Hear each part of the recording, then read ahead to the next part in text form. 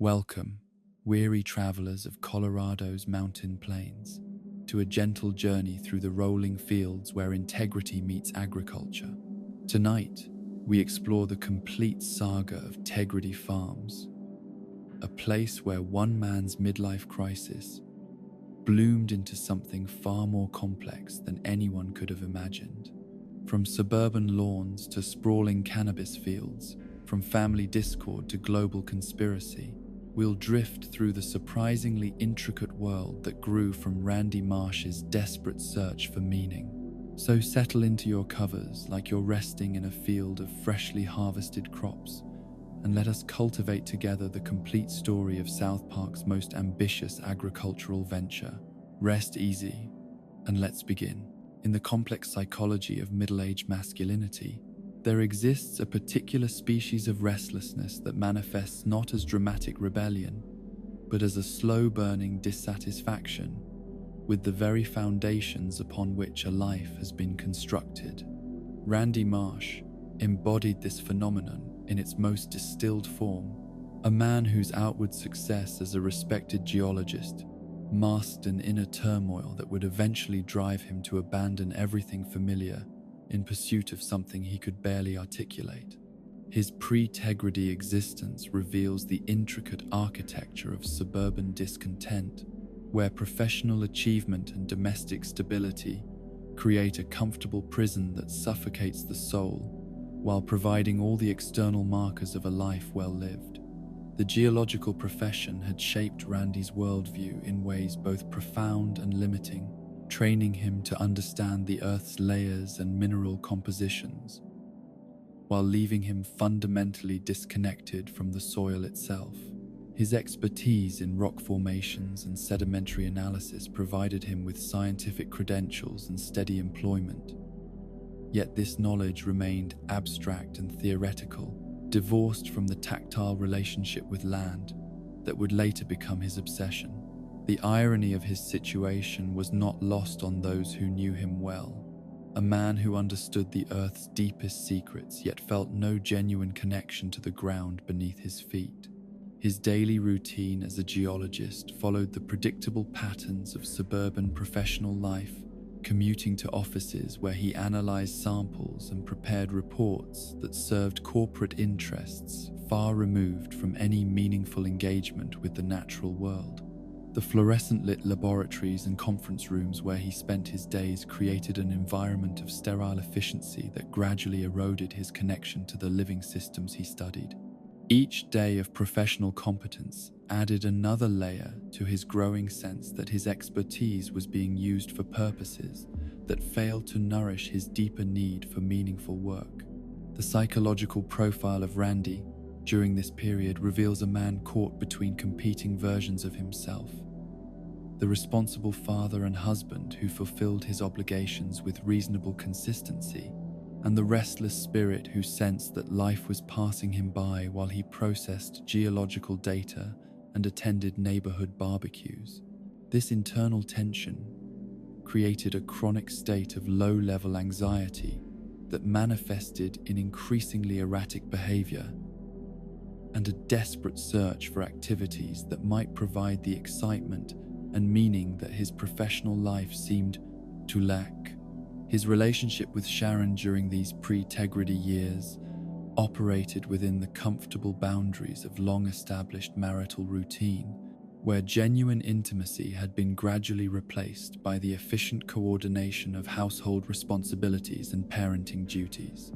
Their conversations centered increasingly on practical matters, scheduling conflicts, and the various crises that emerged from Stan and Shelley's adolescent development,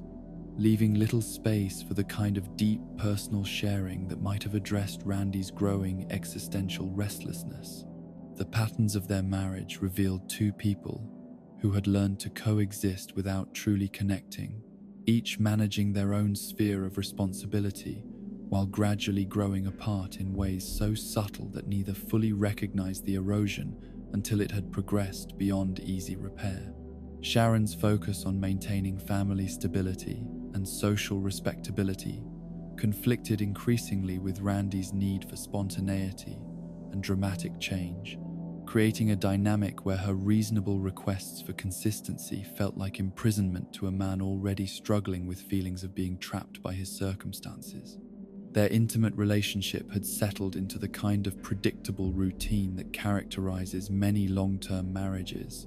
where physical connection becomes another item on the domestic agenda, rather than an expression of genuine passion and emotional intimacy. Randy's growing dissatisfaction with this aspect of their relationship contributed to his sense that life was becoming increasingly mechanical and devoid of the spontaneity and excitement that he remembered from earlier periods of his life. The evening rituals of suburban family life, with their emphasis on homework supervision, television viewing, and early bedtime schedules, created a structure that felt increasingly constraining to Randy's evolving sense of what adult life should encompass. The living room conversations and family dinners that should have provided comfort and connection instead reminded him of how far he had drifted from the person he had once imagined himself becoming, trapped in patterns of behavior that served social expectations rather than personal fulfillment. His relationship with Stan during this period reflected the complicated dynamics of father-son connection during the difficult transition from childhood to adolescence, where Randy's own uncertainty about adult identity interfered with his ability to provide the kind of stable guidance that his son needed. Their interactions often revealed Randy's unconscious projection of his own frustrations onto Stan's development, creating moments of tension and misunderstanding that reflected Randy's internal struggles more than any genuine conflict with his son's behavior. The specific incidents that illustrated their relationship challenges often involved Randy's inappropriate attempts to live vicariously through Stan's experiences, seeking excitement and validation through his son's activities, rather than finding ways to address his own need for meaningful engagement with life. These episodes revealed a father who loved his son deeply but lacked the self-awareness necessary to separate his own emotional needs from his parenting responsibilities. Randy's interactions with Shelley followed different patterns, influenced by the particular challenges of father-daughter relationships during adolescence and his uncertainty about how to navigate the complex dynamics of supporting a young woman's development while managing his own confused relationship with authority and independence. Their conversations often revealed Randy's discomfort with the changes in family dynamics that accompanied his children's maturation and his growing awareness that his role as the central figure in their lives was naturally diminishing as they developed their own identities and interests. The various crises and schemes that characterized Randy's pre-Tegridy period reveal a pattern of increasingly desperate attempts to inject excitement and meaning into what felt like an increasingly empty existence. His involvement in everything from cooking competitions to musical ventures demonstrated a restless energy, seeking outlet through activities that provided temporary relief from the chronic dissatisfaction that colored his daily experience. The Lord Persona incident serves as perhaps the most revealing example of Randy's psychological state during this period, demonstrating his willingness to construct elaborate alternate identities rather than directly confronting the sources of his dissatisfaction with his actual life. The success he achieved through this deception provided temporary validation and excitement, but ultimately reinforced his sense that his authentic self was somehow inadequate for achieving the recognition and fulfillment he craved. The psychological mechanisms underlying his various schemes and obsessions reveal a man who had never learned healthy ways to process the natural midlife, questioning that affects many adults as they recognize the gap between their youthful aspirations and their actual achievements. Instead of engaging in honest self-reflection or seeking appropriate support for his emotional struggles, he repeatedly sought external solutions through dramatic career changes and attention-seeking behaviors that provided temporary relief without addressing underlying issues. His interactions with other South Park parents during this period often revealed his sense of being different from or superior to his peers, yet simultaneously desperate for their approval and acceptance.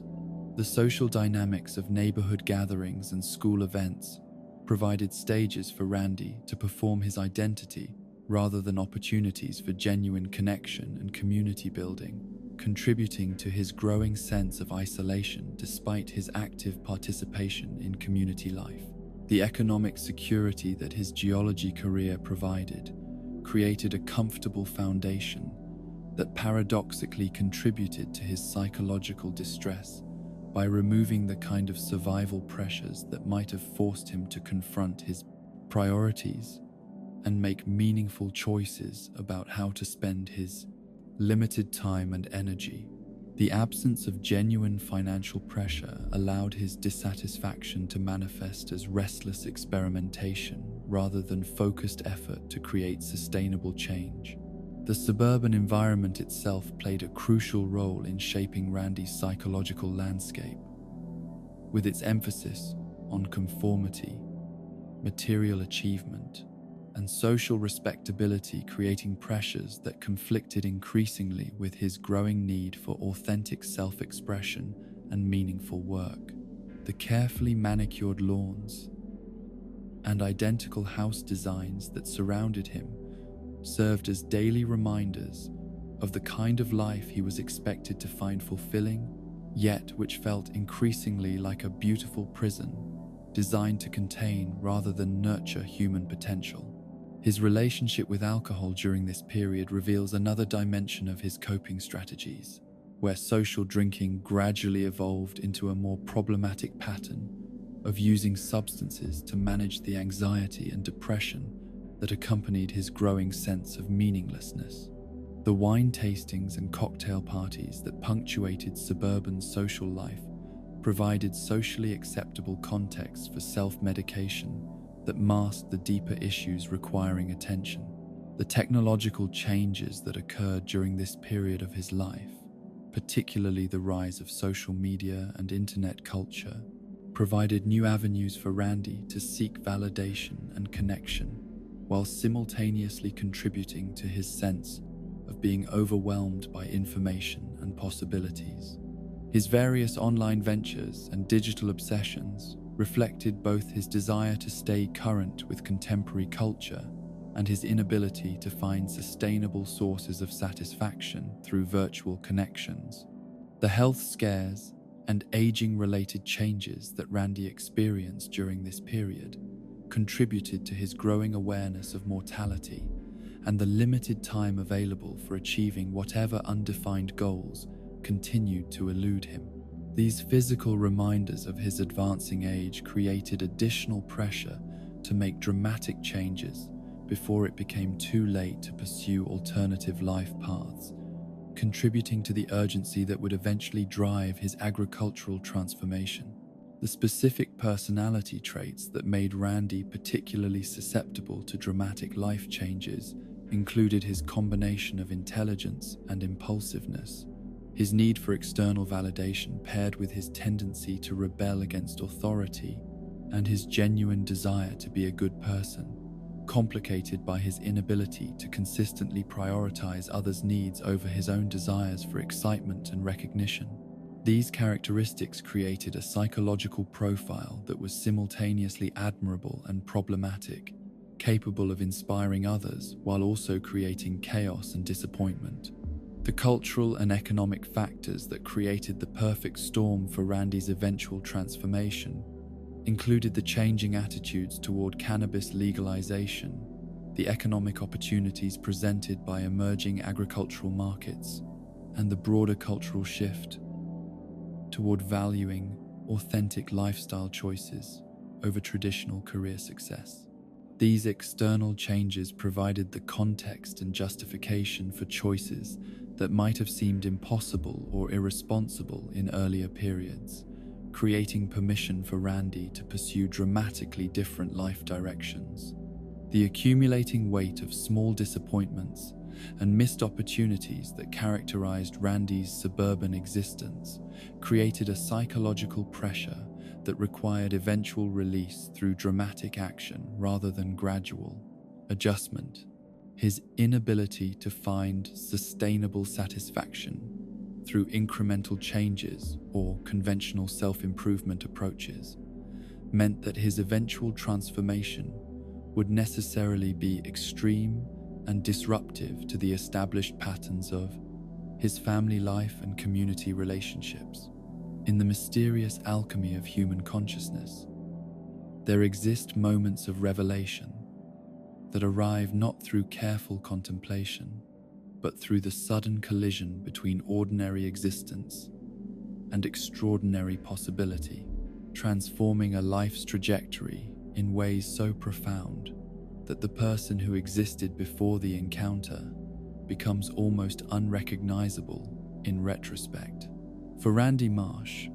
this metamorphosis began with what appeared to be a simple recreational experiment, a casual encounter with cannabis that would unlock psychological chambers he never knew existed within himself, revealing depths of appreciation for botanical artistry and agricultural possibility that would consume his identity with the intensity of a religious conversion. The specific circumstances surrounding Randy's initial cannabis experience remain shrouded in the kind of deliberate vagueness that characterizes many pivotal life moments, where the exact details matter less than the profound impact they create on the individual's subsequent development. What began as casual experimentation, perhaps motivated by curiosity or social pressure,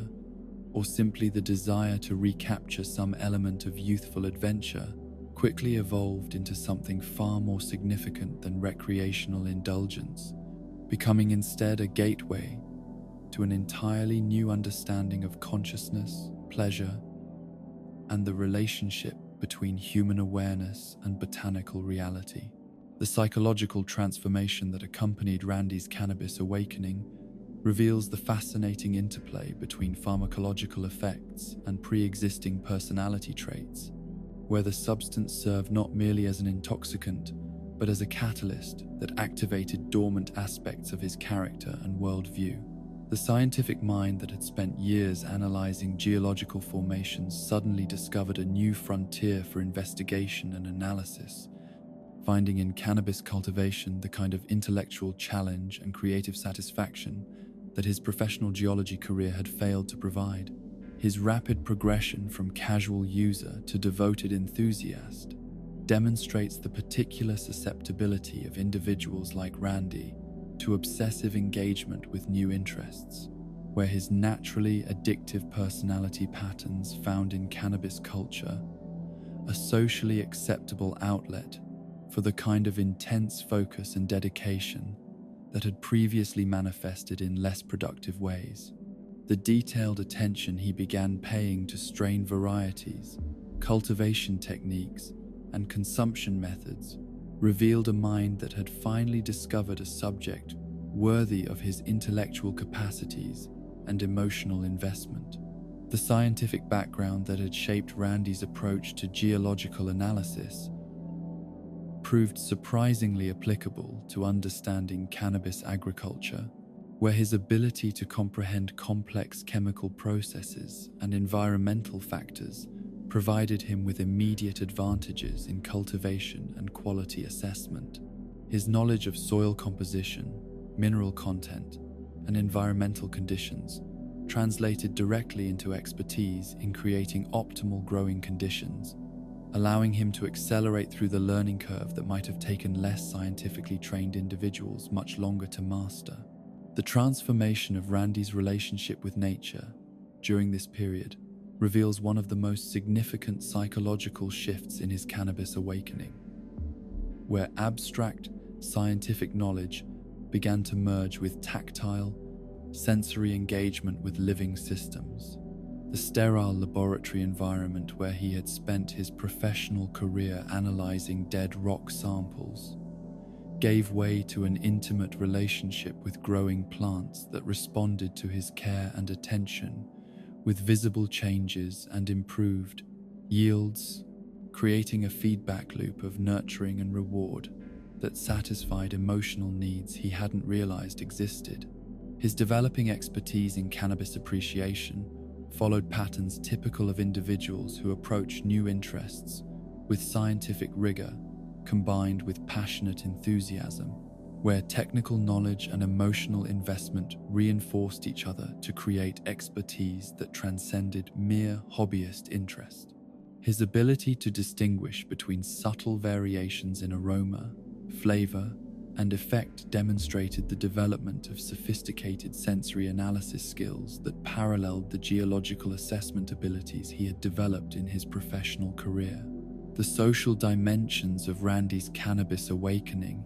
introduced him to subcultures and communities that operated according to different values and priorities than the suburban professional environment where he had spent his adult life.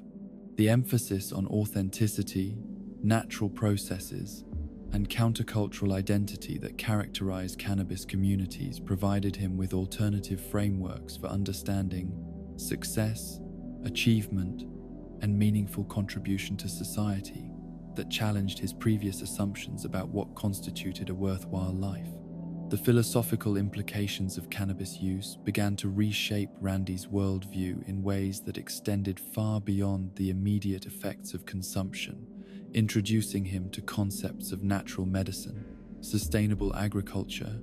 and alternative economic systems that presented radical alternatives to the corporate-dominated lifestyle he had previously accepted as inevitable. These ideas took root in his consciousness with the same intensity as his appreciation for the substance itself, creating an integrated belief system that would eventually require dramatic life changes to fully express. The early experimentation phase of Randy's cannabis journey reveals his methodical approach to understanding optimal consumption methods, dosage levels, and situational contexts that maximize both enjoyment and functionality. His scientific training led him to treat cannabis use as a subject requiring careful research and documentation, keeping detailed records of different products, effects, and environmental factors that influenced his experiences in ways that most casual users would consider excessive, but which provided him with the foundation for later expertise. His developing relationship with cannabis plants themselves demonstrates the emergence of what could only be described as genuine affection and respect for the organisms that provided such profound effects on his consciousness and well-being. This emotional connection to the plants as living beings, rather than mere sources of recreational substances, represents a crucial step in his evolution from consumer to cultivator, where appreciation for the end product evolved into fascination with the entire biological process. The increasing integration of cannabis into Randy's daily routine and decision-making processes reveals the gradual displacement of previous priorities and interests as his enthusiasm for this new discovery began to eclipse other aspects of his life. Activities and relationships that had previously provided satisfaction began to seem less important compared to opportunities for cannabis-related experiences, creating the first tensions between his evolving identity and his existing responsibilities and commitments. The moment when Randy began to envision himself as more than simply a consumer of cannabis products represents a crucial psychological turning point where passive appreciation transformed into active ambition and creative vision. His recognition that he possessed both the scientific knowledge and personal passion necessary to become a producer rather than merely a purchaser planted the seeds of entrepreneurial fantasy that would eventually grow into his agricultural transformation. The economic awareness that accompanied his deepening involvement with cannabis culture introduced him to the financial realities of an industry that was simultaneously underground and increasingly mainstream, illegal yet increasingly tolerated, creating opportunities for individuals with appropriate skills and risk tolerance to build businesses around products and services that served rapidly growing markets. His scientific background and professional credibility positioned him uniquely to navigate the complex regulatory and quality control challenges that legitimate cannabis businesses would need to address. The research phase that Randy undertook as his interest evolved from consumption to potential production demonstrates his characteristic thoroughness in approaching new challenges, where his geological training in data collection and analysis provided him with methodological approaches for understanding cultivation techniques, market conditions, and regulatory requirements. His ability to synthesize information from multiple sources and identify patterns and opportunities reflects the same intellectual capabilities that had made him successful in his geological career.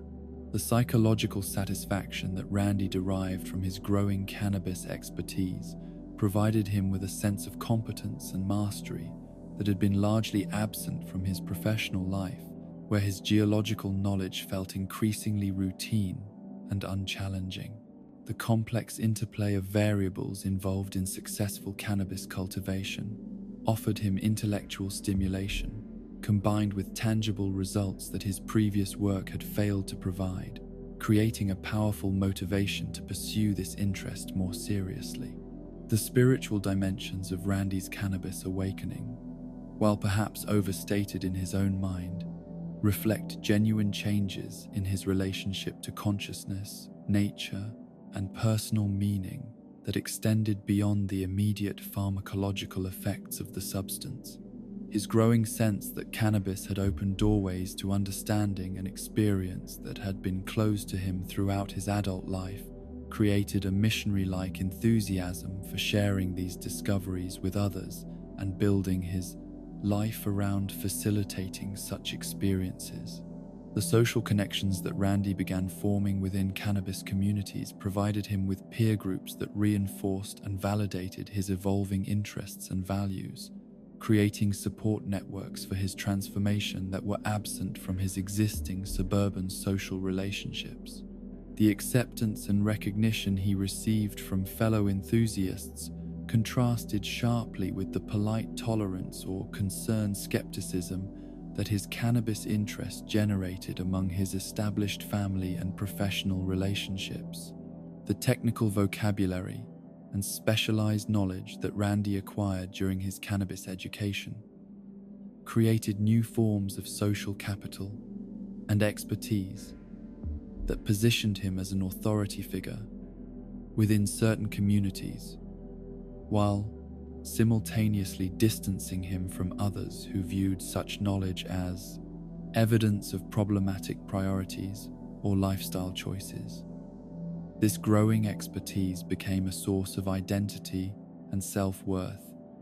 that competed with his previous professional accomplishments for psychological significance. The vision that began forming in Randy's mind of himself as a cannabis entrepreneur and educator represents the culmination of his awakening process, where all the separate elements of personal satisfaction, technical expertise,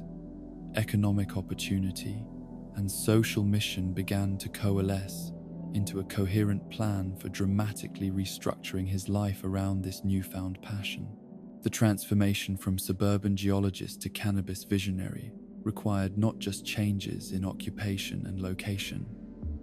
but fundamental shifts in values, priorities, and identity that would affect every aspect of his existence and every relationship in his life. In the transformative geography of human ambition, few moments carry as much potential for both liberation and destruction as the decision to abandon the familiar structures of established life in pursuit of dreams that exist more vividly in imagination than in practical reality. Randy Marsh's transition from suburban geologist to agricultural entrepreneur represents one of the most psychologically complex metamorphoses in contemporary narratives of midlife reinvention, where genuine vision collided with harsh reality to create a story that is simultaneously inspiring and cautionary, demonstrating both the courage required for authentic change and the devastating costs that such transformations can impose on those who lack adequate preparation for the challenges they will inevitably encounter. The decision to purchase farmland represents the culmination of months of fantasy and planning that had occupied Randy's consciousness with increasing intensity, transforming from idle daydreaming about alternative lifestyles into concrete research about property values, agricultural regulations, and the practical requirements for establishing a legitimate farming operation. His approach to this momentous choice reflected both his scientific training in gathering and analyzing data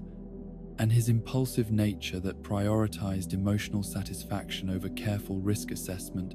creating a decision-making process that combined thorough research with fundamentally optimistic assumptions about his ability to master unfamiliar challenges. The specific property that became Tegridy Farms attracted Randy's attention through a combination of practical considerations and romantic appeal, offering sufficient acreage for serious agricultural operations, while maintaining the kind of scenic beauty and rural isolation that matched his evolving vision of what his new life should encompass. The rolling hills and mountain vistas that surrounded the property spoke to psychological needs that went beyond mere agricultural functionality, providing the kind of natural beauty and spacious environment that represented everything his suburban existence had lacked. The financial mechanics of the land purchase reveal both Randy's economic advantages as a successful professional and his naivety about the ongoing costs associated with agricultural operations, where the initial investment in property represented only the beginning of financial commitments that would require sustained profitability to justify.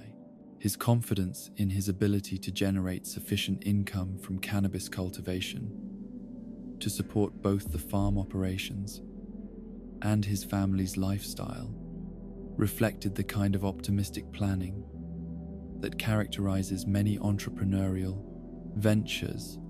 but which often fails to account for the complexity and unpredictability of agricultural markets. Sharon's initial resistance to Randy's agricultural vision created the first major test of their marriage's ability to accommodate his dramatic transformation, revealing fundamental differences in their approaches to risk, stability,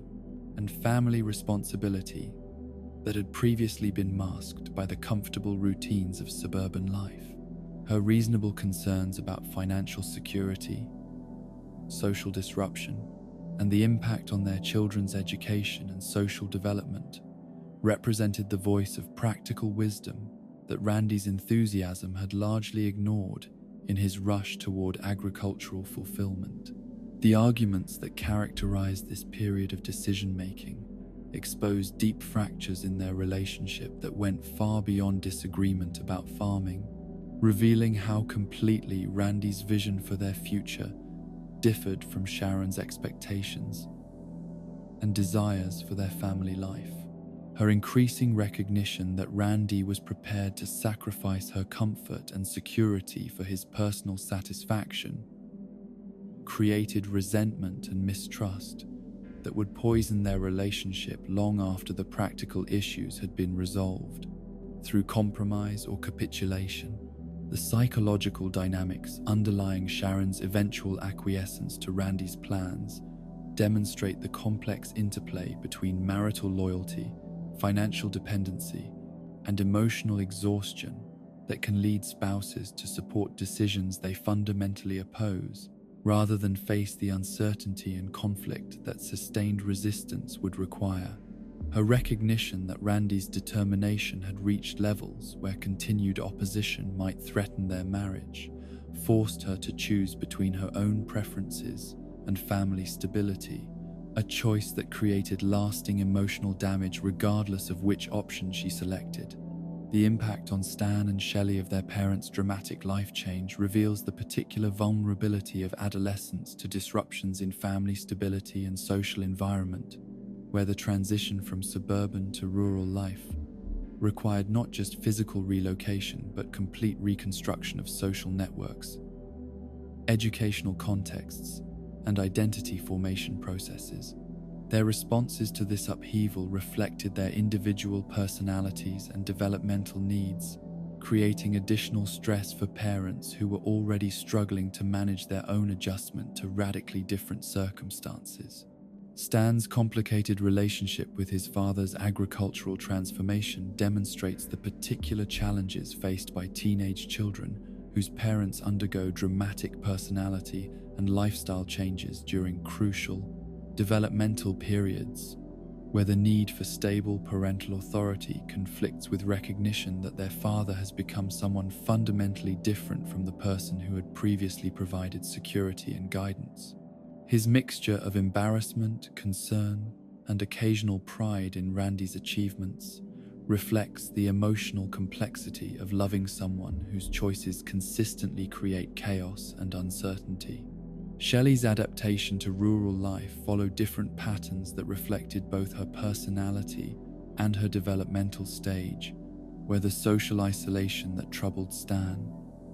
created opportunities for her to explore interests and identity aspects that might have been suppressed by suburban peer pressure and social expectations. Her relationship with animals and agricultural activities provided her with sources of satisfaction and competence that contrasted with her often difficult family relationships, creating positive associations with farm life that complicated the family's overall adjustment process. The practical challenges of establishing agricultural operations from scratch tested Randy's optimism and problem-solving abilities in ways that his previous professional experience had not adequately prepared him for, where theoretical knowledge about soil conditions and plant biology proved insufficient for managing the countless variables that determine agricultural success or failure. The gap between his scientific understanding of optimal growing conditions and his practical ability to create and maintain those conditions created a steep learning curve that required significant time and resources to navigate successfully. The first attempts at cannabis cultivation revealed both Randy's natural aptitude for agricultural work and his dangerous tendency to assume that enthusiasm could substitute for experience in mastering complex technical processes. His initial crops suffered from predictable beginner mistakes related to watering schedules, nutrient management, pest control, and harvesting timing that resulted in yields and quality levels far below his optimistic projections, creating the first serious test of his commitment to agricultural success versus his desire for immediate gratification. The psychological impact of these early agricultural failures on Randy's self-confidence and family relationships demonstrates how thoroughly his identity had become invested in cannabis cultivation. Success, where poor crop yields felt like personal failures that challenged his fundamental sense of competence and worth. The gap between his vision of himself as a master cultivator and the reality of his novice-level skills created cognitive dissonance that he resolved through increased effort and dedication rather than realistic assessment of his limitations and learning needs. The development of the Tegridy brand reflects Randy's intuitive understanding of marketing psychology, combined with his philosophical commitment to agricultural authenticity, where the name itself represented both a play on words that cannabis consumers would appreciate and a genuine statement about his commitment to honest business practices and quality products. The branding decisions he made during this period reveal his sophisticated understanding of target market psychology and his ability to translate his personal values into commercial messaging that resonated with potential customers. The symbolic significance of the Tegridy name extends beyond mere marketing cleverness to encompass Randy's deeper psychological needs for identity, integration, and moral clarity, where his agricultural venture provided opportunities to align his professional activities with his personal values in ways that his geological career had never allowed. The integrity that the brand name promised represented not just product quality, but Randy's commitment to building a business that would allow him to maintain self-respect while achieving financial success. The early marketing efforts that Randy undertook to establish Tegridy farms in the local cannabis market demonstrate both his natural sales abilities and his naive assumptions about the competitive dynamics of established industries, where his confidence in product quality proved insufficient to overcome the advantages that existing businesses possess through established customer relationships and distribution networks. His scientific approach to product development created cannabis of genuinely superior quality, but his lack of business experience left him vulnerable to more experienced competitors who understood market dynamics better than product chemistry. The agricultural education that Randy pursued through trial and error, online research, and consultation with other growers created a foundation of practical knowledge that gradually began to match his theoretical understanding, allowing him to achieve more consistent results and higher yields as he learned to manage the countless variables that determine cultivation success.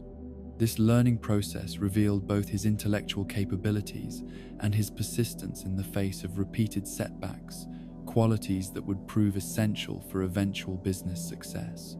The seasonal rhythms of agricultural work began to reshape Randy's relationship with time and natural cycles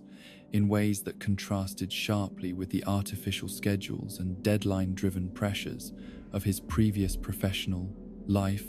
creating a more organic approach to productivity and achievement that aligned with his evolving philosophical outlook. The patience required for plant cultivation taught him lessons about delayed gratification and process-oriented thinking that challenged his previous focus on immediate results and external validation. The financial pressures that accompanied the transition from steady professional income to variable agricultural revenue created stress that tested both Randy's commitment to his new lifestyle and his family's ability to maintain their standard of living during the uncertain early phases of business development. The gap between his optimistic revenue projections and the reality of establishing market presence in a competitive industry created cash flow problems that required creative solutions and family sacrifices that had not been fully anticipated during the planning phase. The regulatory compliance challenges that legitimate cannabis businesses face introduced Randy to complex legal and administrative requirements that seemed designed to favor large corporate operations over small family farms, creating frustrations that reinforced his growing sense that the cannabis industry was being corrupted by the same corporate influences that had made his geological career feel meaningless and exploitative. His efforts to navigate licensing requirements, tax obligations, and quality control standards revealed the gap between his idealistic vision of agricultural independence and the reality of operating within heavily regulated markets. The community relationships that Randy began forming with other cannabis growers and industry professionals provided him with peer networks that understood and validated his career transition while offering practical advice and support for overcoming common challenges. These relationships created social capital that partially compensated for the suburban friendships that had been strained or abandoned during his transformation, though they also introduced him to industry politics and competitive dynamics that complicated his idealistic vision of agricultural community. The physical transformation that agricultural work created in Randy's body and daily routines reflected the broader psychological changes that accompanied his career transition, where manual labor and outdoor activities replaced sedentary office work and created new forms of physical satisfaction and competence that contributed to his growing sense of alignment between his work and his authentic self. The calluses and muscle development that came from farm work became symbols of his commitment to authentic labor and his rejection of the artificial environment where he had spent his professional career. The seasonal cycles that governed agricultural production created natural rhythms of intense activity, followed by periods of reflection and planning that allowed Randy to develop more balanced relationships with work and productivity than had been possible in his previous career, where external deadlines and corporate demands had created chronic stress and prevented the kind of deep satisfaction that comes from work that aligns with natural processes and personal values. The evolution of Randy's relationship with the land itself reveals one of the most profound psychological changes in his agricultural transformation, where abstract scientific knowledge about soil and plant biology gradually gave way to intuitive understanding, based on daily observation and tactile engagement with growing systems. This deepening connection with natural processes provided him with sources of meaning and satisfaction that transcended economic considerations, creating intrinsic motivation for agricultural success that went beyond mere financial necessity or professional achievement. In the delicate ecosystem of family dynamics, few forces prove as destructive as the collision between one person's passionate pursuit of personal fulfillment and the fundamental needs of those who depend upon them for stability, security, and emotional presence. The transformation of Randy Marsh from suburban father to agricultural entrepreneur created seismic shifts within the Marsh family structure that would test every bond and assumption that had previously held their domestic world, together revealing how individual dreams can become collective nightmares when pursued without adequate consideration for their impact on those who have no choice but to endure the consequences of another person's self-actualization journey. Sharon's growing resentment toward Randy's agricultural obsession emerged, not as a sudden eruption of anger, but as a slow-burning recognition that the man she had married was systematically dismantling the life they had, built together in service of dreams that seemed to exclude her needs, preferences, and contributions to their shared existence.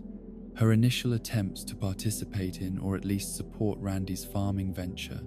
gradually gave way to bitter acknowledgement that his vision for their future bore no resemblance to the partnership she had imagined when she agreed to leave suburban comfort for rural uncertainty.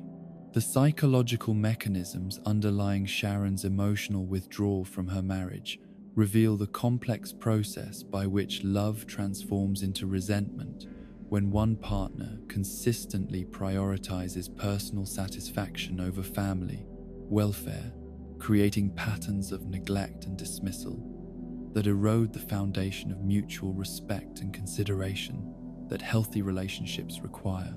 Her recognition that Randy's enthusiasm for cannabis cultivation far exceeded his interest in her emotional well-being or their children's developmental needs created a sense of abandonment that was all the more painful because it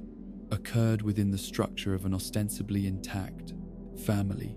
The daily realities of farm life exposed the gap between Randy's romantic vision of agricultural family togetherness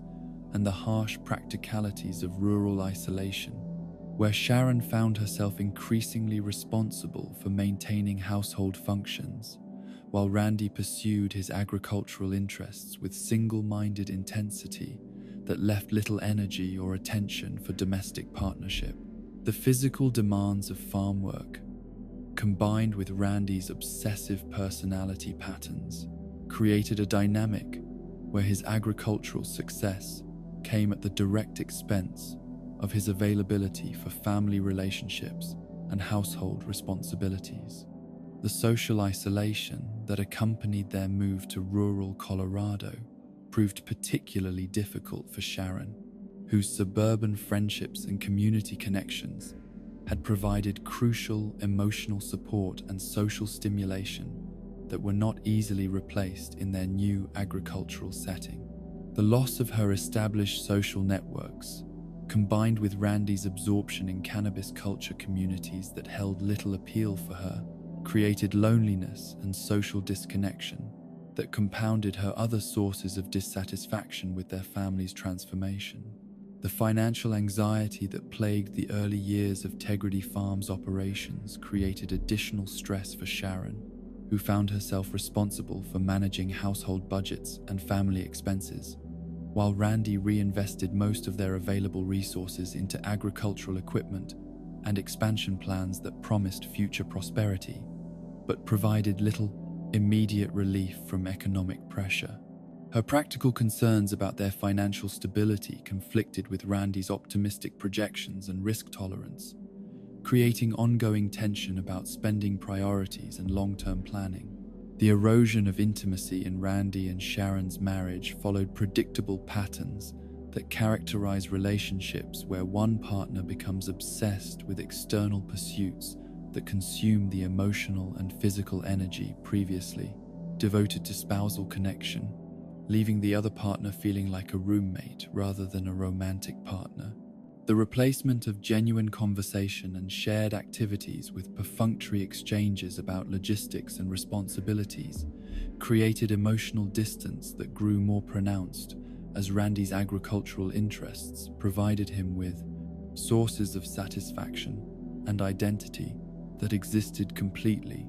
outside their marriage. Sharon's attempts to recapture Randy's attention and affection through various means, from direct confrontation to passive-aggressive withdrawal, revealed her growing desperation to restore some balance to their relationship and her increasing recognition that competing with cannabis cultivation for her husband's emotional investment was a battle she was destined to lose. Her efforts to express her needs and concerns were consistently overshadowed by Randy's latest agricultural crisis or opportunity, teaching her that her emotional welfare ranked below crop yields and market prices in his hierarchy of concerns. Stan's complicated relationship with his father's agricultural transformation demonstrates the particular vulnerability of adolescence to parental instability, where the developmental task of establishing independent identity becomes infinitely more complex when parents themselves are undergoing dramatic personality and lifestyle changes that challenge previously established family roles and expectations. His mixture of embarrassment and concern about Randy's behavior reflects the adolescent struggle to maintain respect for parental authority, while recognizing that adult decision-making can be just as chaotic and questionable as teenage choices. The specific incidents that illustrated Stan's discomfort with his father's transformation often involved social situations where Randy's cannabis enthusiasm created awkwardness or conflict with other parents and authority figures, placing Stan in the impossible position of defending behavior he didn't understand or approve of, while maintaining loyalty to family relationships that were increasingly difficult to navigate. His growing awareness that his father had become a source of community controversy and social tension created additional stress during a developmental period when peer acceptance and social belonging were particularly crucial. The psychological impact on Stan of witnessing his parents' marriage deteriorate while simultaneously adjusting to rural life and new social environments created multiple sources of stress that tested his emotional resilience and coping capabilities in ways that many adolescents never experience. Where family instability coincided with geographic relocation and social adjustment challenges to create a perfect storm of developmental pressure, his academic performance and social relationships inevitably suffered as he struggled to manage anxiety about family dynamics while maintaining normal teenage activities and responsibilities. Stan's occasional attempts to bridge the growing gap between his parents often placed him in inappropriate roles as mediator or messenger, where his natural desire to help his family heal created additional burden and responsibility that should have remained within the adult relationship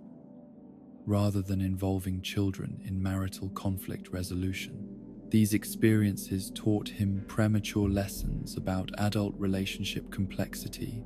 while potentially interfering with his own developmental tasks and emotional well-being. Shelley's adaptation to their family's agricultural transformation followed different patterns that reflected both her personality and her position as the younger child, where her natural resilience and adaptability initially seemed to make the transition easier for her than for other family members,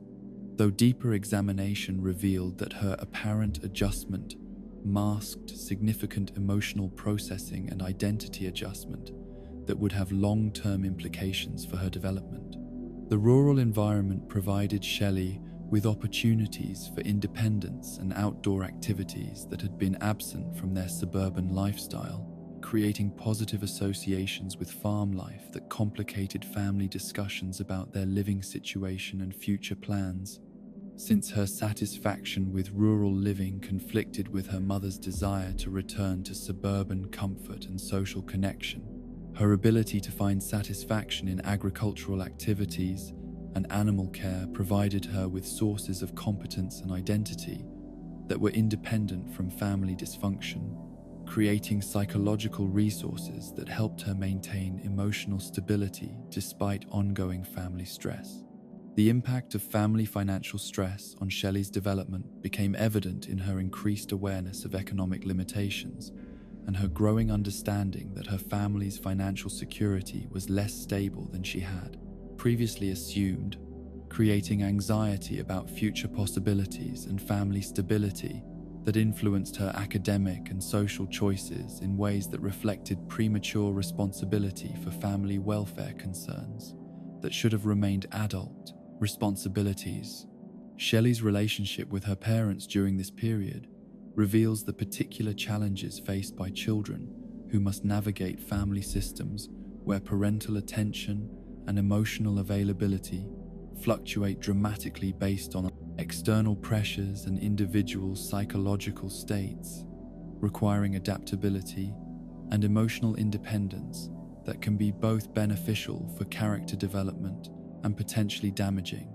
if children are forced to become emotionally self-sufficient before they have developed adequate coping mechanisms and support systems. The ways that farm life exposed and intensified existing family tensions demonstrate how environmental changes can serve as stress tests that reveal the underlying strength or weakness of family relationships, where the removal of familiar routines and support systems forces family members to rely more heavily on internal resources and interpersonal dynamics that may prove inadequate for managing increased pressure and uncertainty. The specific incidents that illustrated growing family dysfunction often centered around Randy's inability to recognize or respond appropriately to family members' emotional needs and concerns, where his agricultural obsessions consistently took precedence over family meetings, school events, and other activities that required parental presence and participation. His absence from important family moments created a pattern of disappointment and resentment that accumulated over time to create more serious relationship damage than any single incident might have produced. The holiday and celebration periods that should have provided opportunities for family bonding and positive shared experiences instead became occasions for conflict and disappointment as Randy's agricultural responsibilities or interests interfered with traditional family activities, creating new sources of tension and teaching family members that their emotional needs were secondary to farm operations and cannabis cultivation priorities. The attempts that various family members made to communicate their concerns and needs to Randy often resulted in conversations that devolved into arguments about priorities, responsibilities, and family loyalty, where Randy's defensive responses to criticism prevented genuine dialogue and problem-solving while reinforcing family members' sense that their concerns were not being heard or valued. His tendency to interpret family complaints as attacks on his dreams and identity made it increasingly difficult for family members to express legitimate needs without triggering defensive reactions that shut down communication rather than facilitating understanding. The psychological coping mechanisms that different family members develop to manage ongoing family stress reveal the various ways that individuals adapt to chronic relationship dysfunction, where Sharon's increasing withdrawal and independence created protective distance, but also contributed to further family fragmentation, while Stan and Shelley's different approaches to managing parental instability influenced their developing understanding of relationships, conflict resolution, and emotional self-care. The broader community context within which the Marsh family's dysfunction played out created additional pressure and scrutiny that complicated their adjustment process, where Randy's growing reputation as an eccentric cannabis enthusiast affected how other families interacted with Sharon and the children, creating social consequences that extended family relationship problems into educational and community settings that should have provided stability and support during this difficult transition period.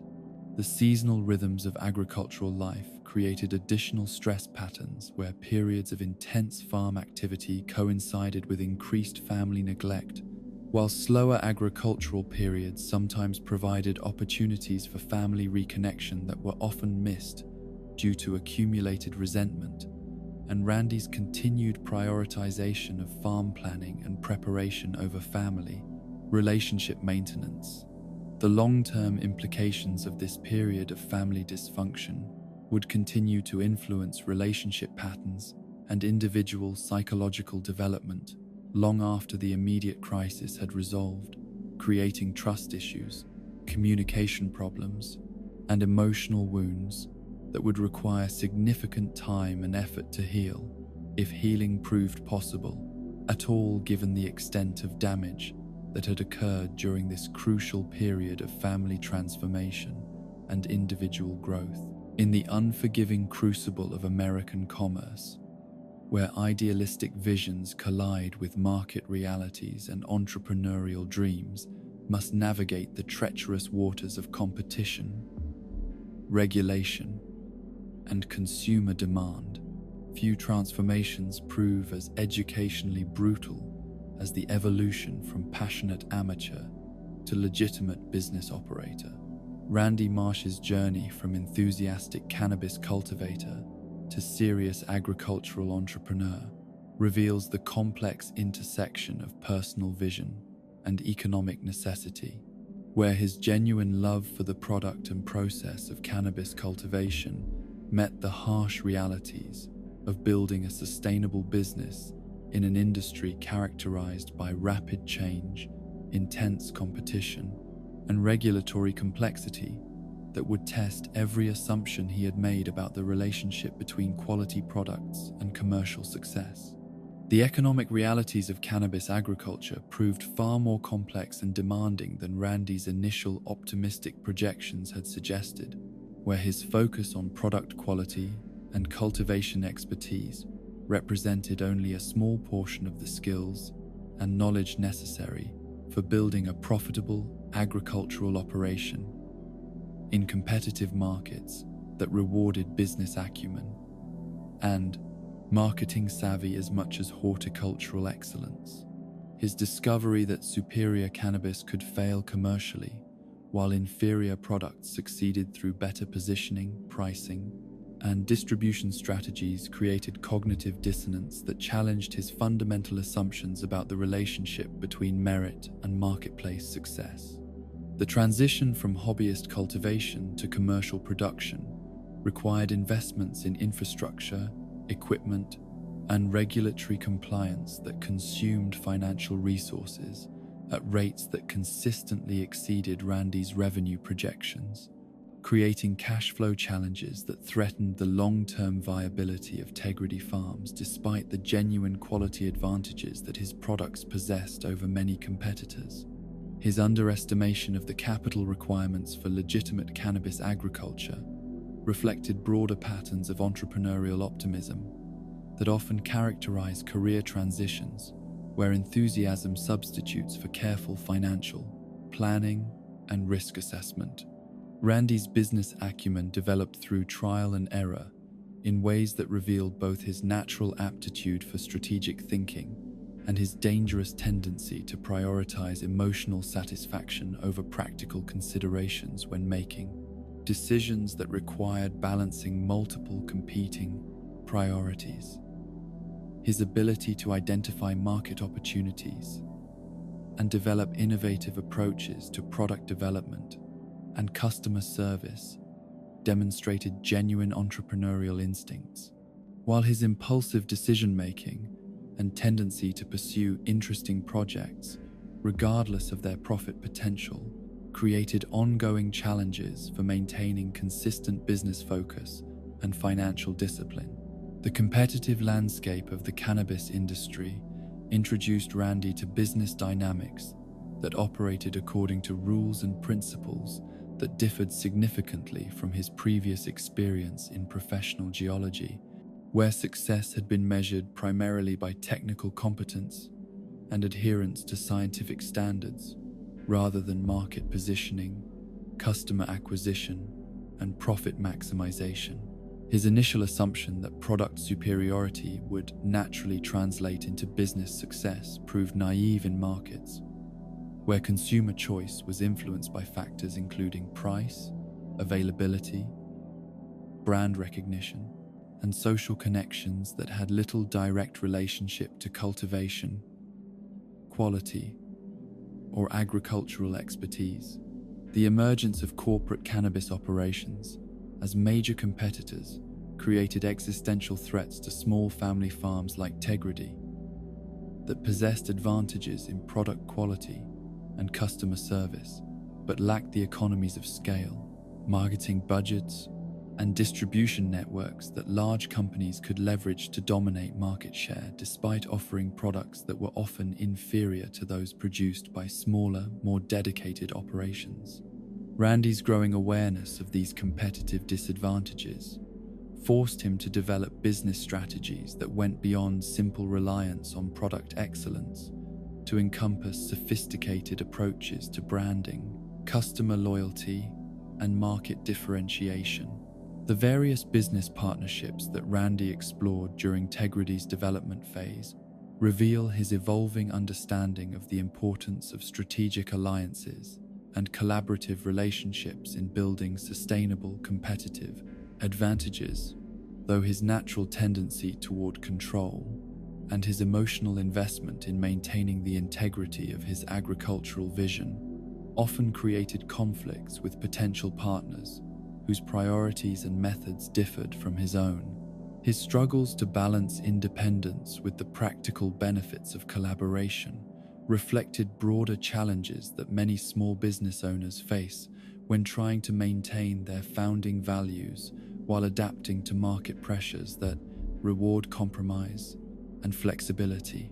The deals and schemes that characterize different phases of Tegridy's business evolution demonstrate Randy's willingness to experiment with various revenue models and market approaches as he learned through experience which strategies were most effective for his particular combination of products, customer base, and competitive environment. His periodic involvement in questionable business practices and ethically ambiguous partnerships revealed the tension between his stated commitment to integrity and the practical pressures of maintaining profitability in markets where strict adherence to high ethical standards could create competitive disadvantage.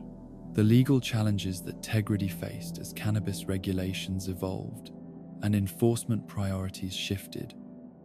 required Randy to develop expertise in areas far removed from agricultural cultivation, where compliance with licensing requirements, tax obligations, and quality control standards demanded time, attention, and financial resources that reduced his ability to focus on the cultivation activities that had originally motivated his career change. His frustration with the bureaucratic complexity of legal cannabis operations reflected broader tensions within the industry between regulatory oversight designed to ensure public safety and business practices that prioritized efficiency and profitability. The regulatory compliance burden that legitimate cannabis businesses must navigate created ongoing operational challenges that favored larger companies with dedicated compliance staff and legal resources over smaller family operations, where owners must personally manage all aspects of business administration while also maintaining cultivation quality and customer service standards. Randy's struggles to master the complex requirements of legal cannabis commerce while maintaining his agricultural standards revealed the inherent tension between his vision of farming as a simple, authentic way of life and the reality of operating within heavily regulated industries that prioritize documentation and procedural compliance over agricultural expertise. The evolution of Randy's understanding of market forces demonstrates his gradual recognition that consumer preferences and purchasing decisions were influenced by factors including social trends, cultural associations, and peer recommendations that operated independently from objective assessments of product quality or cultivation methods. His initial assumption that cannabis consumers would naturally recognize and reward superior products gave way to more sophisticated appreciation for the role that marketing, branding, and customer education played in shaping consumer perceptions and purchasing behavior. The tension between Randy's idealistic vision of cannabis agriculture as a pure expression of natural farming principles and the commercial necessities of packaging, marketing, and distribution according to industry standards created ongoing internal conflicts that influenced his business decisions and customer relationships. His desire to maintain authenticity and integrity in his agricultural practices sometimes conflicted with market demands for consistent products, predictable availability,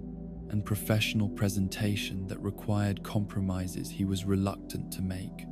The customer education efforts that Randy undertook to differentiate Tegridy products in crowded markets revealed his natural teaching abilities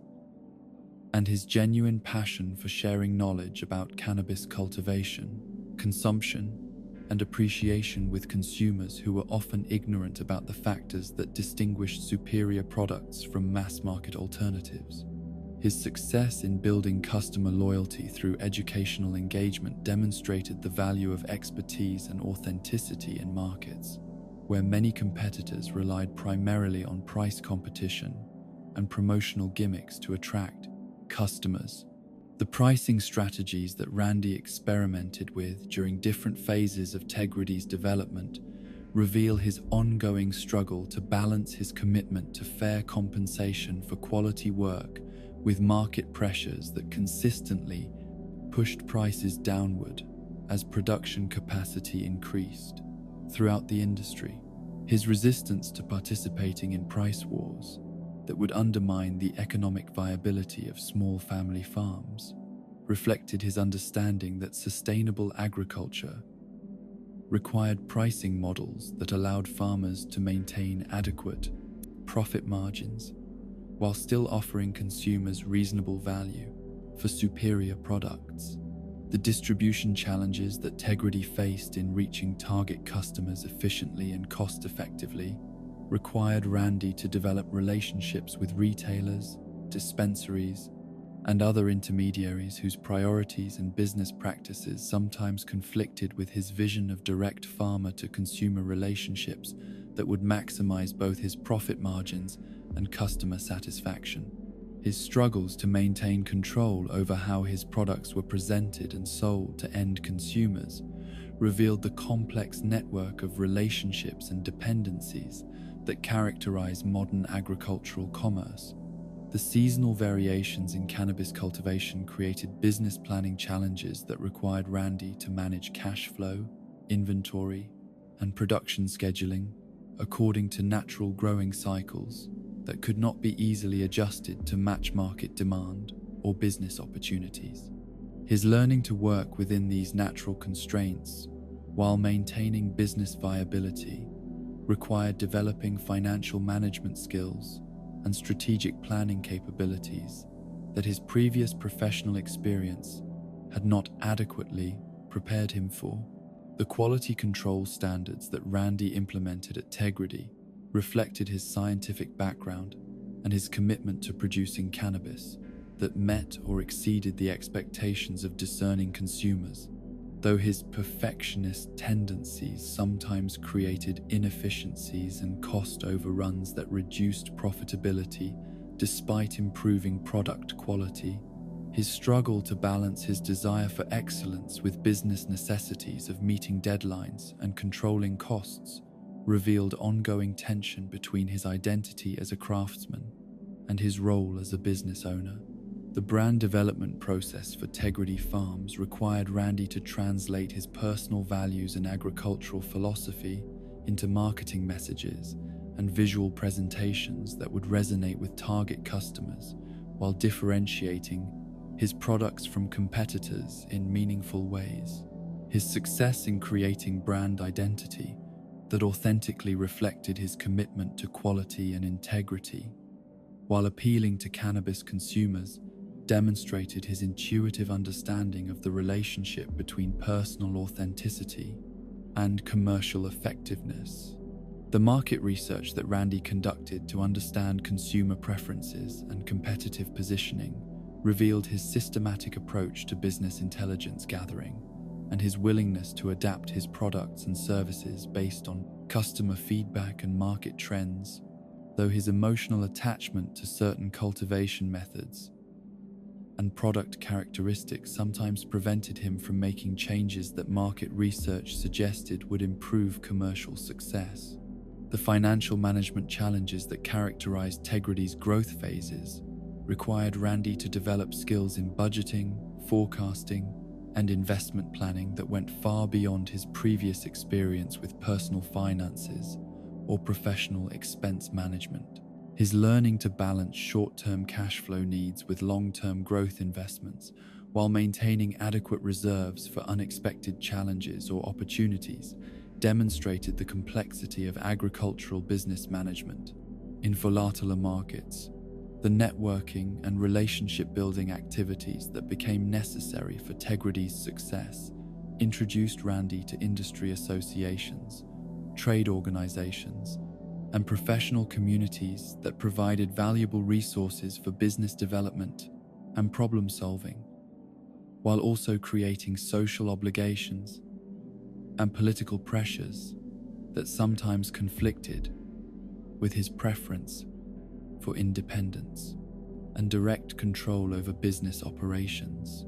The evolution of Randy's role from hands-on cultivator to business manager created ongoing tensions between his desire to remain directly involved in agricultural activities and the practical necessities of dedicating time and attention to administrative tasks,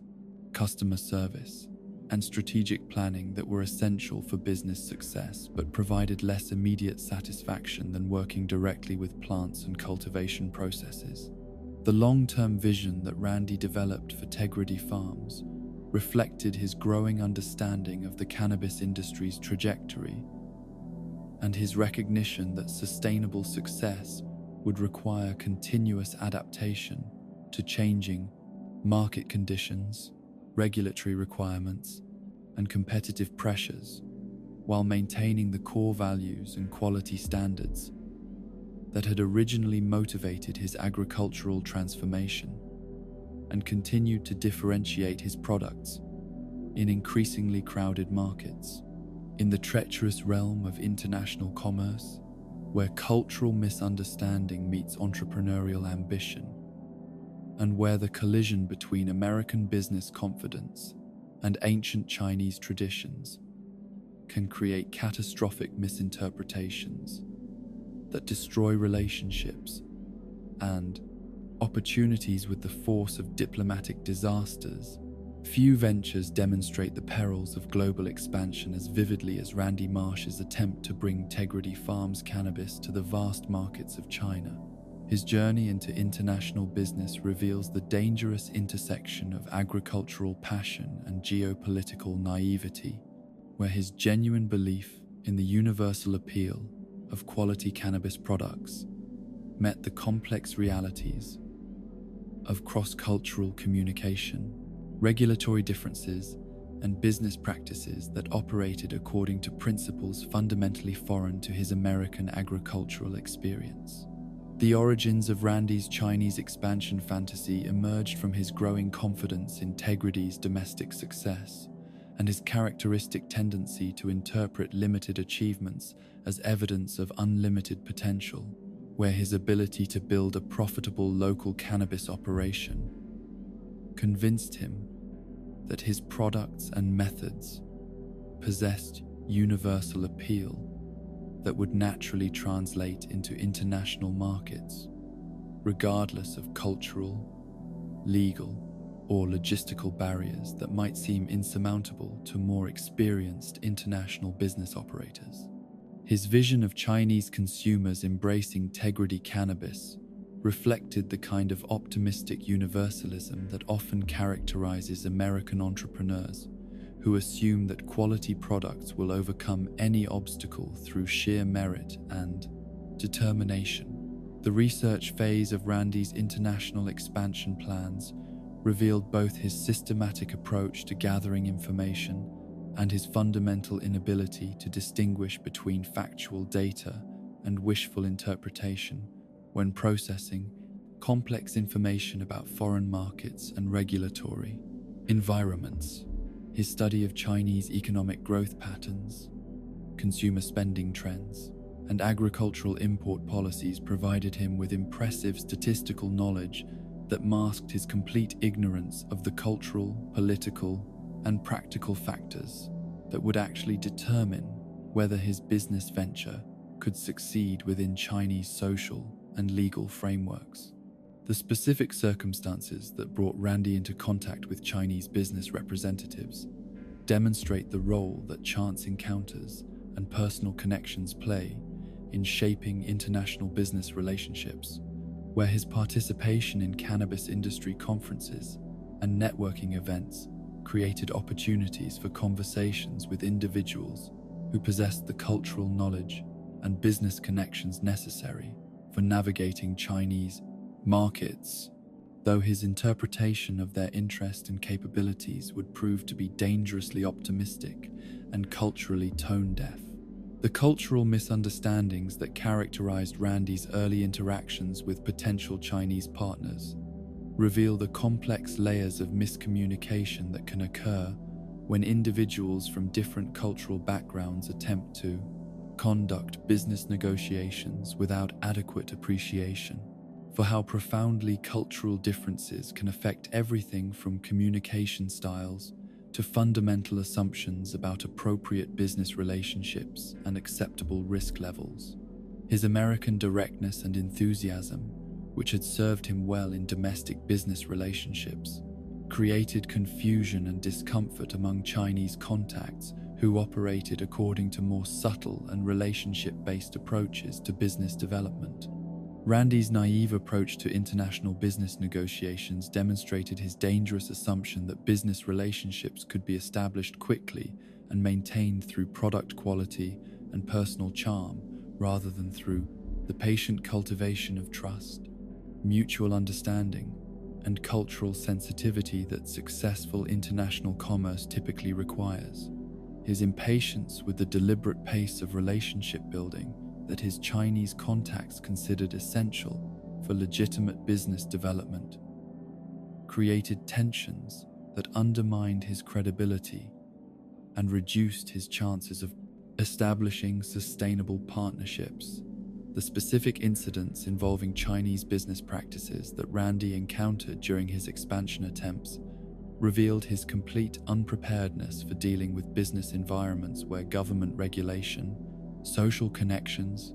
and cultural traditions created complex webs of obligation and influence that operated according to principles fundamentally different from American free market assumptions. His inability to understand or navigate these systems effectively transformed what might have been manageable challenges into insurmountable obstacles that eventually destroyed his international ambitions. The diplomatic complications that emerged from Randy's international business activities demonstrate how individual commercial ventures can inadvertently create broader political and cultural tensions when conducted without adequate understanding of the geopolitical context within which international business relationships must operate.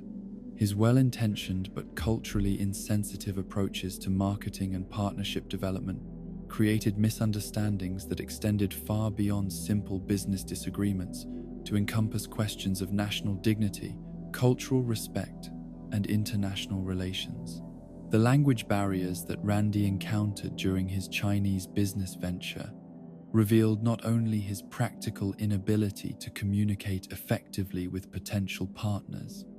but also his deeper failure to appreciate how profoundly language differences can affect business relationships when subtle nuances of meaning, cultural reference, and social context become lost in translation, creating opportunities for misunderstanding that can destroy carefully constructed negotiations and partnerships. His reliance on translators and intermediaries created additional layers of potential miscommunication, while distancing him from direct relationship building with the individuals who would ultimately determine his business success or failure. The legal and regulatory complications that emerged from Randy's attempts to navigate Chinese cannabis policies revealed his fundamental misunderstanding of how different legal systems approach controlled substances and international commerce, where his American assumptions about regulatory compliance and business legitimacy proved not only inadequate but potentially dangerous when applied within Chinese legal frameworks that operated according to entirely different principles and enforcement priorities. The financial arrangements that Randy attempted to establish for his Chinese operations demonstrated his inexperience with international banking, currency exchange, and financial regulations that govern cross-border commerce, where his domestic business expertise provided no preparation for managing the complex financial instruments and regulatory requirements that international trade necessitates. His optimistic assumptions about profit margins, payment schedules, and currency stability created financial planning that was fundamentally unrealistic given the actual conditions he would encounter in international markets. The marketing strategies that Randy developed for Chinese cannabis consumers revealed his complete failure to understand how cultural values, social norms, and consumer preferences could vary dramatically between different societies, where his assumption that effective American marketing approaches would translate directly into Chinese markets created promotional campaigns that were not only ineffective but potentially offensive to target audiences who operated according to entirely different value systems and social expectations. The specific failures of Randy's international expansion attempts often centered around his inability to adapt his personality and business style to accommodate cultural expectations that prioritized relationship building, indirect communication, and long-term thinking over the immediate results and direct confrontation that characterized his successful domestic business operations. His frustration with what seemed like inefficient or unnecessarily complex business practices reflected his failure to recognize that different cultural contexts require different approaches to achieving similar business objectives. The technological challenges that Randy encountered while attempting to establish Chinese operations revealed his assumption that American agricultural and business technologies would be easily transferable to international contexts where different infrastructure systems, technical standards, and regulatory requirements created obstacles that required significant adaptation and investment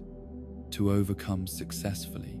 His underestimation of these technical challenges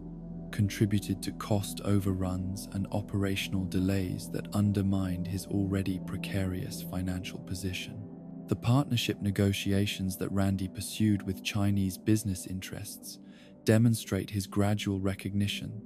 that international expansion would require local partners with cultural knowledge and business connections that he could never develop independently.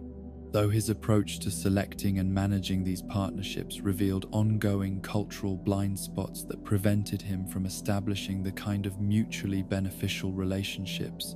that sustainable international business requires. The transportation and logistics challenges associated with international cannabis commerce introduced Randy to regulatory and practical obstacles that made his domestic distribution challenges seem simple by comparison, where international shipping regulations, customs requirements, and quality control standards created complex operational demands that required expertise and resources far beyond what his small family farm could reasonably provide. The ultimate failure of Randy's Chinese expansion efforts resulted not from a single catastrophic error, but from the accumulation of cultural misunderstandings, regulatory complications, and business miscalculations that revealed the fundamental impossibility of his international ambitions given his limited resources, cultural knowledge, and business infrastructure. The collapse of these plans created not only immediate financial losses, but also longer-term damage to his reputation and credibility that would affect his domestic business operations and future expansion possibilities. The psychological impact of this international business failure on Randy's self-confidence and worldview proved particularly devastating because it challenged his fundamental assumptions about his own competence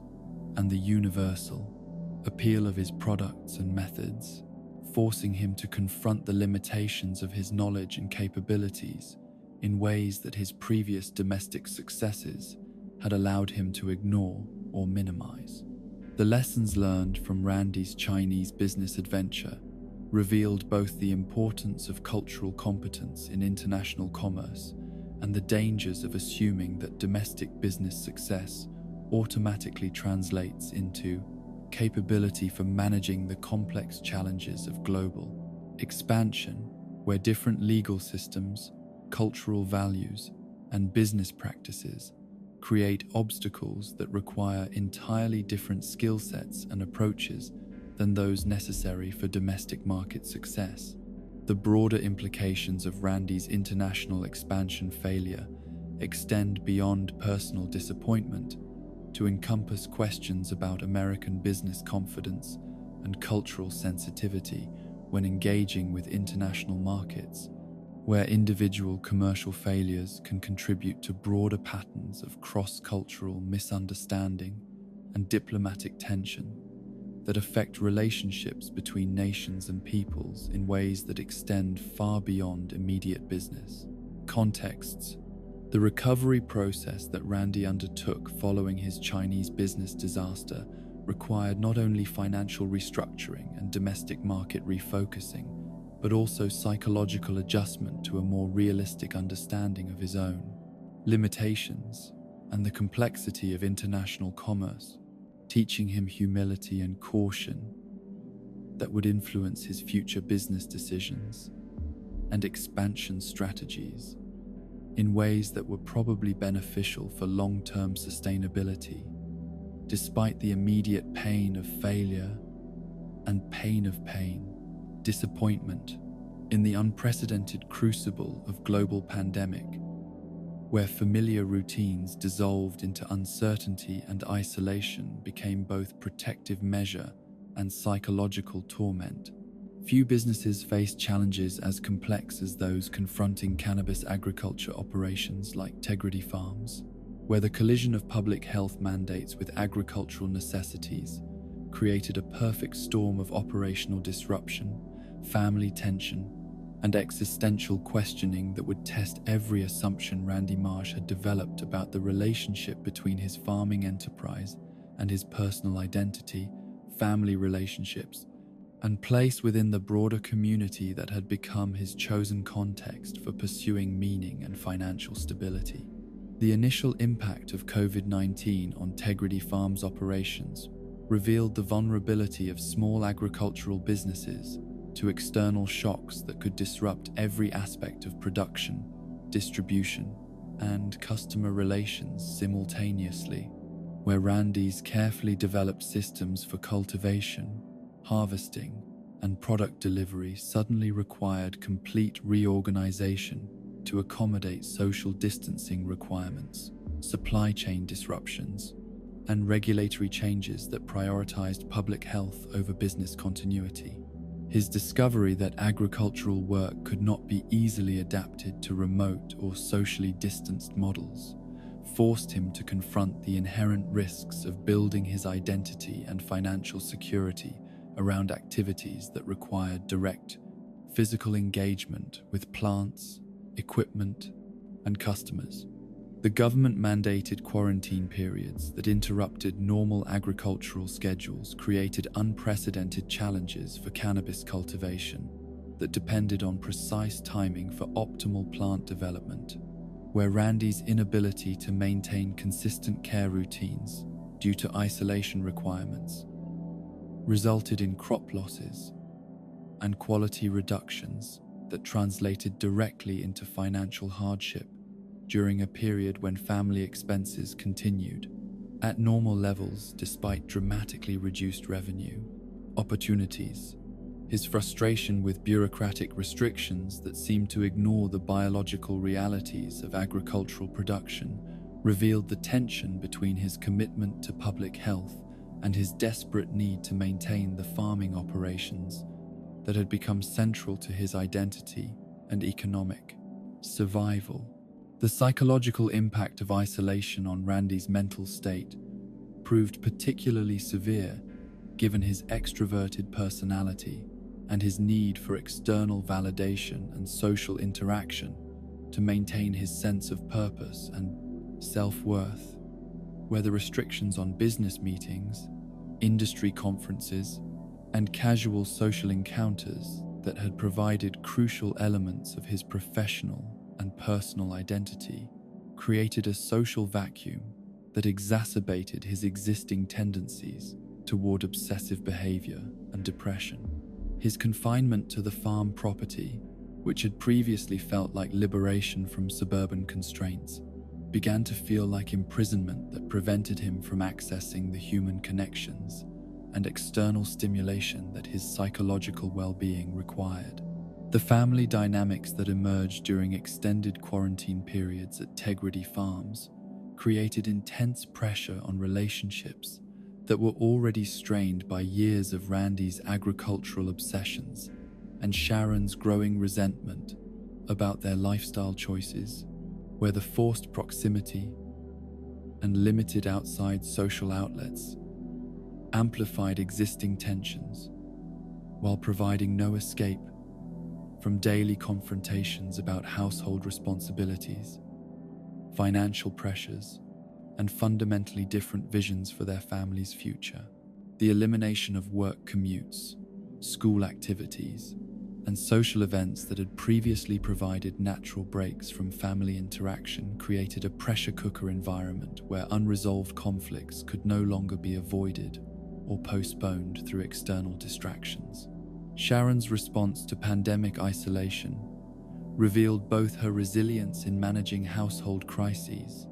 and her growing determination to assert more control over family decisions and living arrangements, where her increased responsibilities for managing distance learning, household logistics, and emotional support for Stan and Shelley during uncertain times gave her additional authority and confidence in challenging Randy's agricultural priorities when they conflicted with family needs. Her recognition that pandemic conditions had created opportunities for renegotiating family power dynamics and lifestyle choices represented a significant shift in their marital relationship that would have lasting implications beyond the immediate health crisis. Stan's adjustment to remote learning and social isolation while living at Tegridy Farms created unique challenges that combined the normal difficulties of adolescent pandemic adjustment with the particular complications of rural, internet connectivity, limited peer interaction, and ongoing family dysfunction that made their home environment less conducive to academic success and emotional stability than the more structured school environment had provided. His struggle to maintain social connections with friends who lived in different geographic and cultural contexts reflected the broader isolation that rural families experienced during pandemic restrictions that were designed primarily for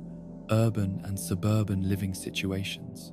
Shelley's pandemic experience at Tegridy Farms revealed both her adaptability and her growing awareness of family dynamics that had previously been partially masked by school and social activities that provided alternative sources of identity and achievement, where her increased time at home created opportunities to observe and understand the full extent of her parents' relationship problems, while also developing stronger connections to agricultural activities that provided productive outlets for her energy and interests during a period when many normal teenage activities were unavailable or restricted. The business adaptations that Randy implemented to maintain Tegridy Farms operations during pandemic restrictions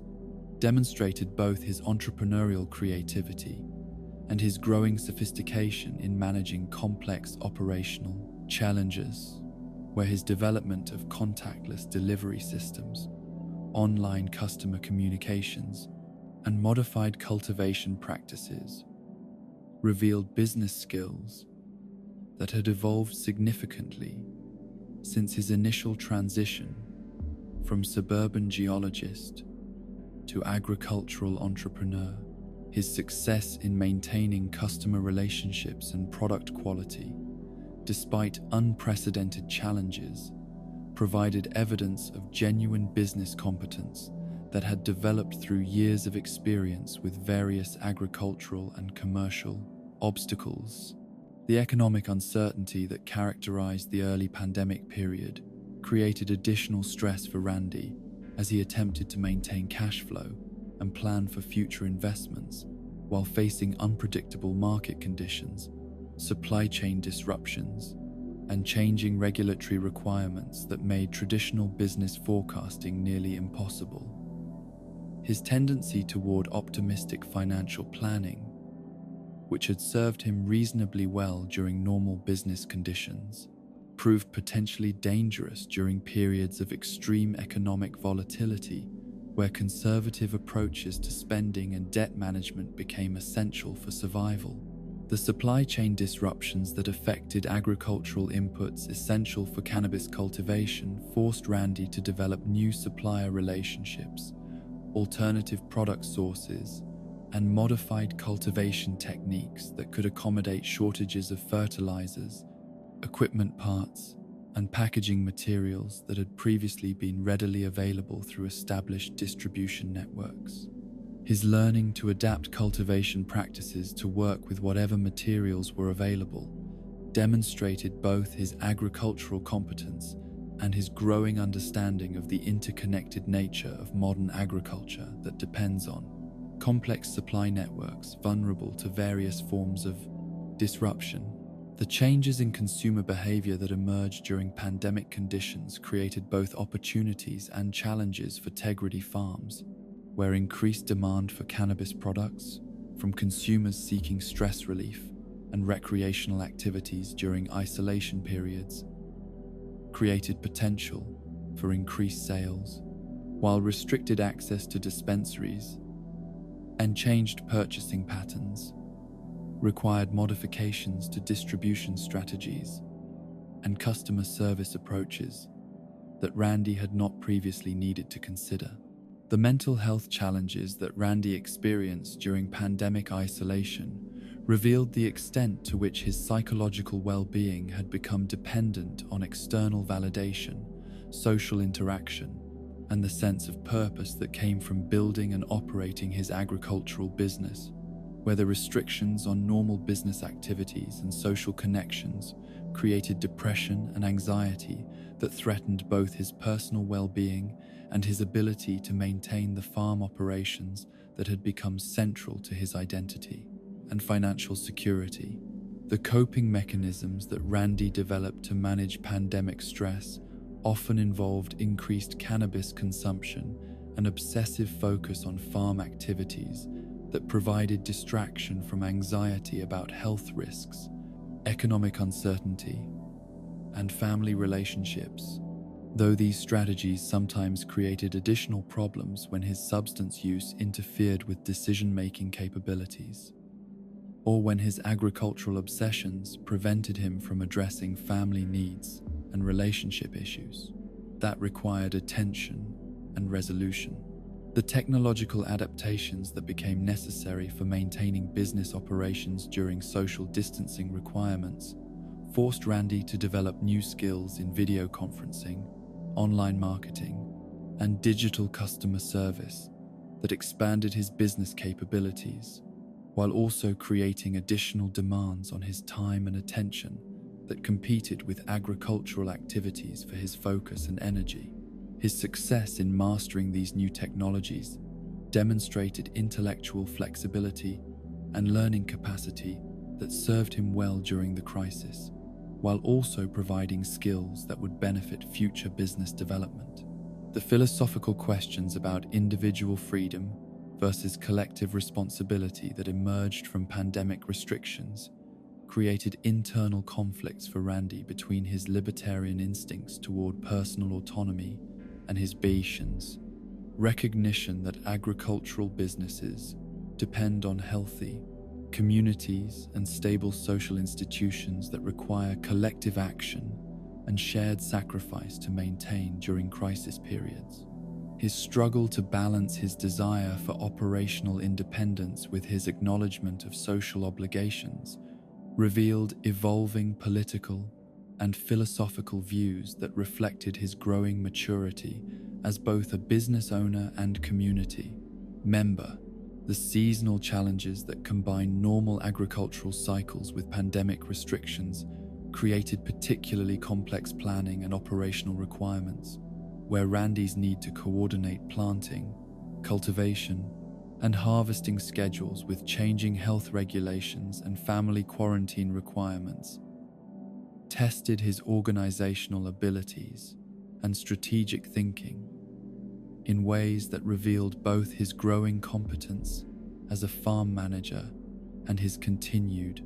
vulnerability to external pressures beyond his control. The community relationships that Randy maintained during pandemic isolation demonstrated both his growing integration into rural Colorado social networks and his continued ability to inspire loyalty and cooperation among customers, suppliers, and fellow agricultural producers who recognized his commitment to quality products and honest business practices. Despite his sometimes eccentric personality and unconventional approach to farm operations and family management,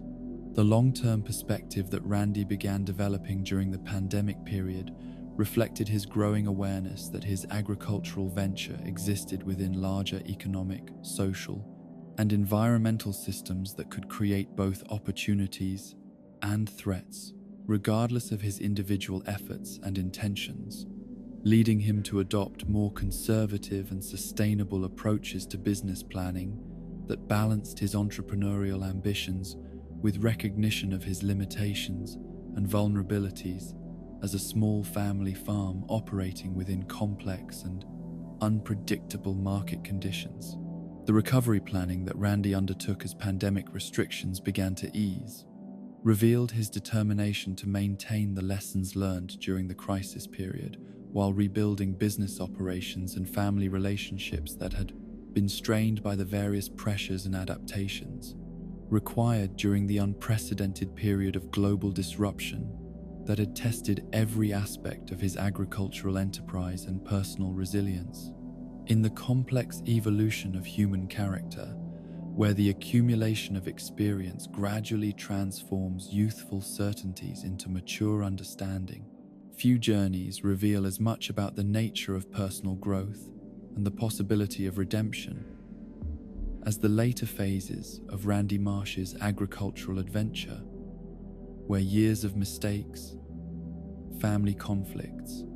and business struggles began to coalesce into something approaching genuine wisdom about the relationship between individual ambition and collective responsibility, between personal fulfillment and family welfare, and between the pursuit of dreams and the maintenance of the fundamental human connections that give life its deepest meaning and most enduring satisfaction. The character growth that Randy experienced during the mature phases of his Tegridy Farms operation emerged not through dramatic moments of revelation,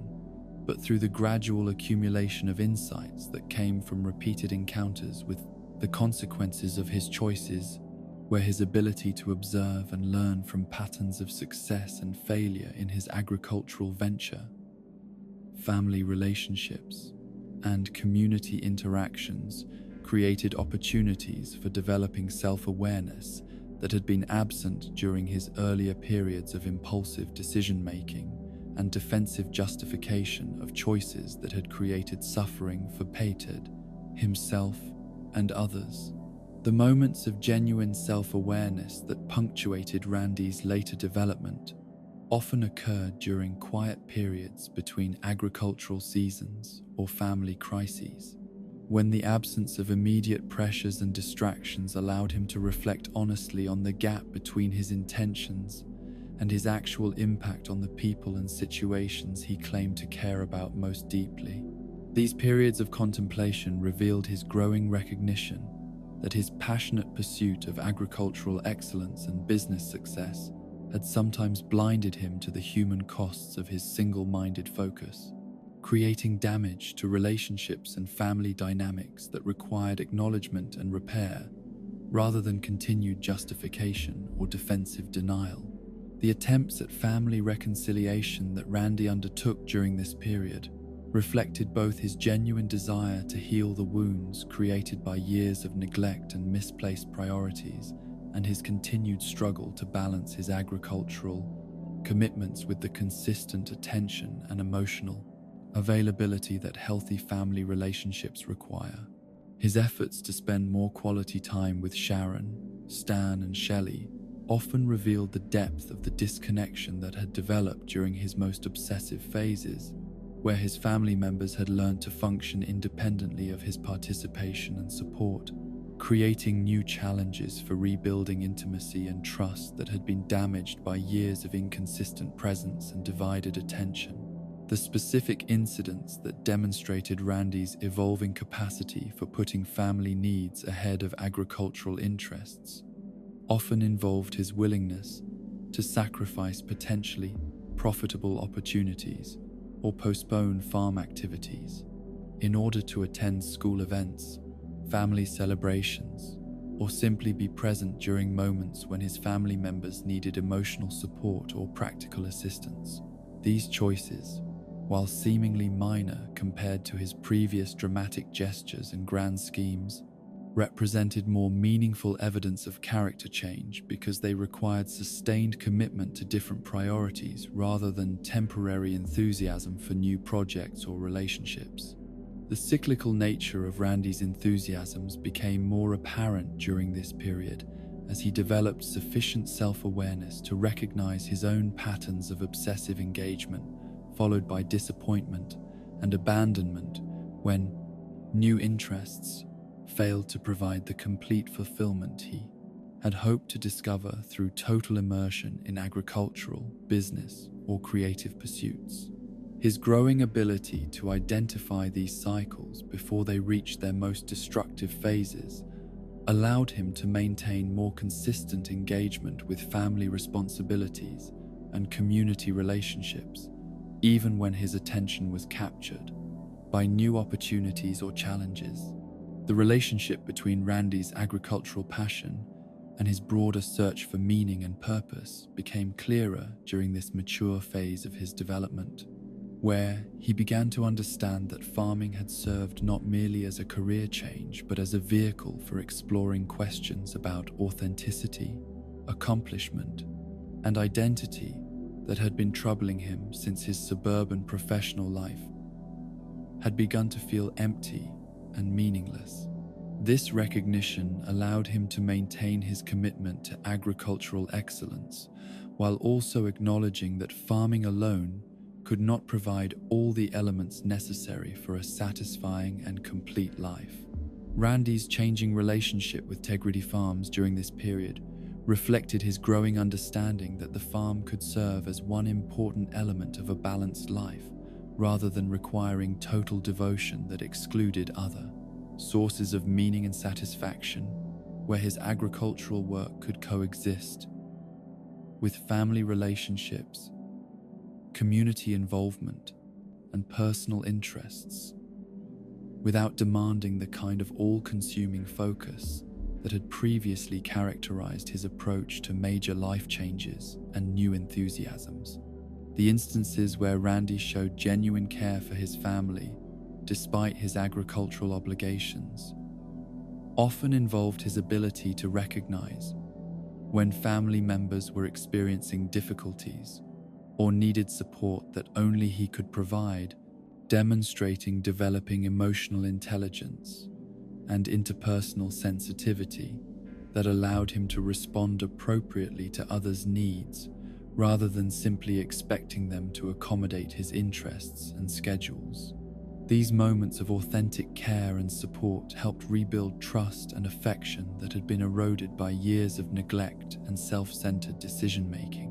The evolution of Randy's relationship with Sharon during this period reveals both the possibility of healing damaged marriages and the enormous effort required to rebuild intimacy and partnership after years of conflict and disappointment, where their shared history of love and commitment provided a foundation for reconciliation, while the accumulated resentments and defensive patterns required patient work to overcome and replace with healthier communication and mutual support. The practical steps that Randy took to demonstrate his renewed commitment to family welfare included involving Sharon in business decisions that affected family finances and lifestyle, seeking her input and advice on agricultural matters where her perspective could be valuable,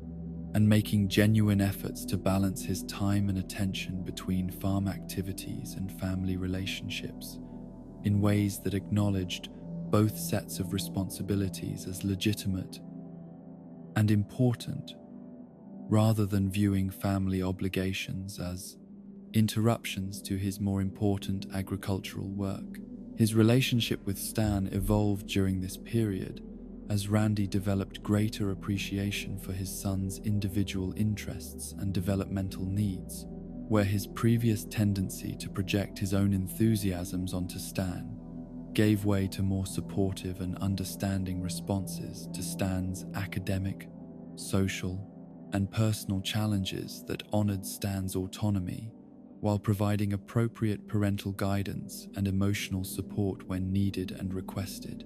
The changing dynamics between Randy and Shelley reflected his growing recognition of her unique personality and capabilities, where his previous assumptions about appropriate activities and interests for his daughter were replaced by genuine curiosity about her thoughts, feelings, and aspirations, creating opportunities for connection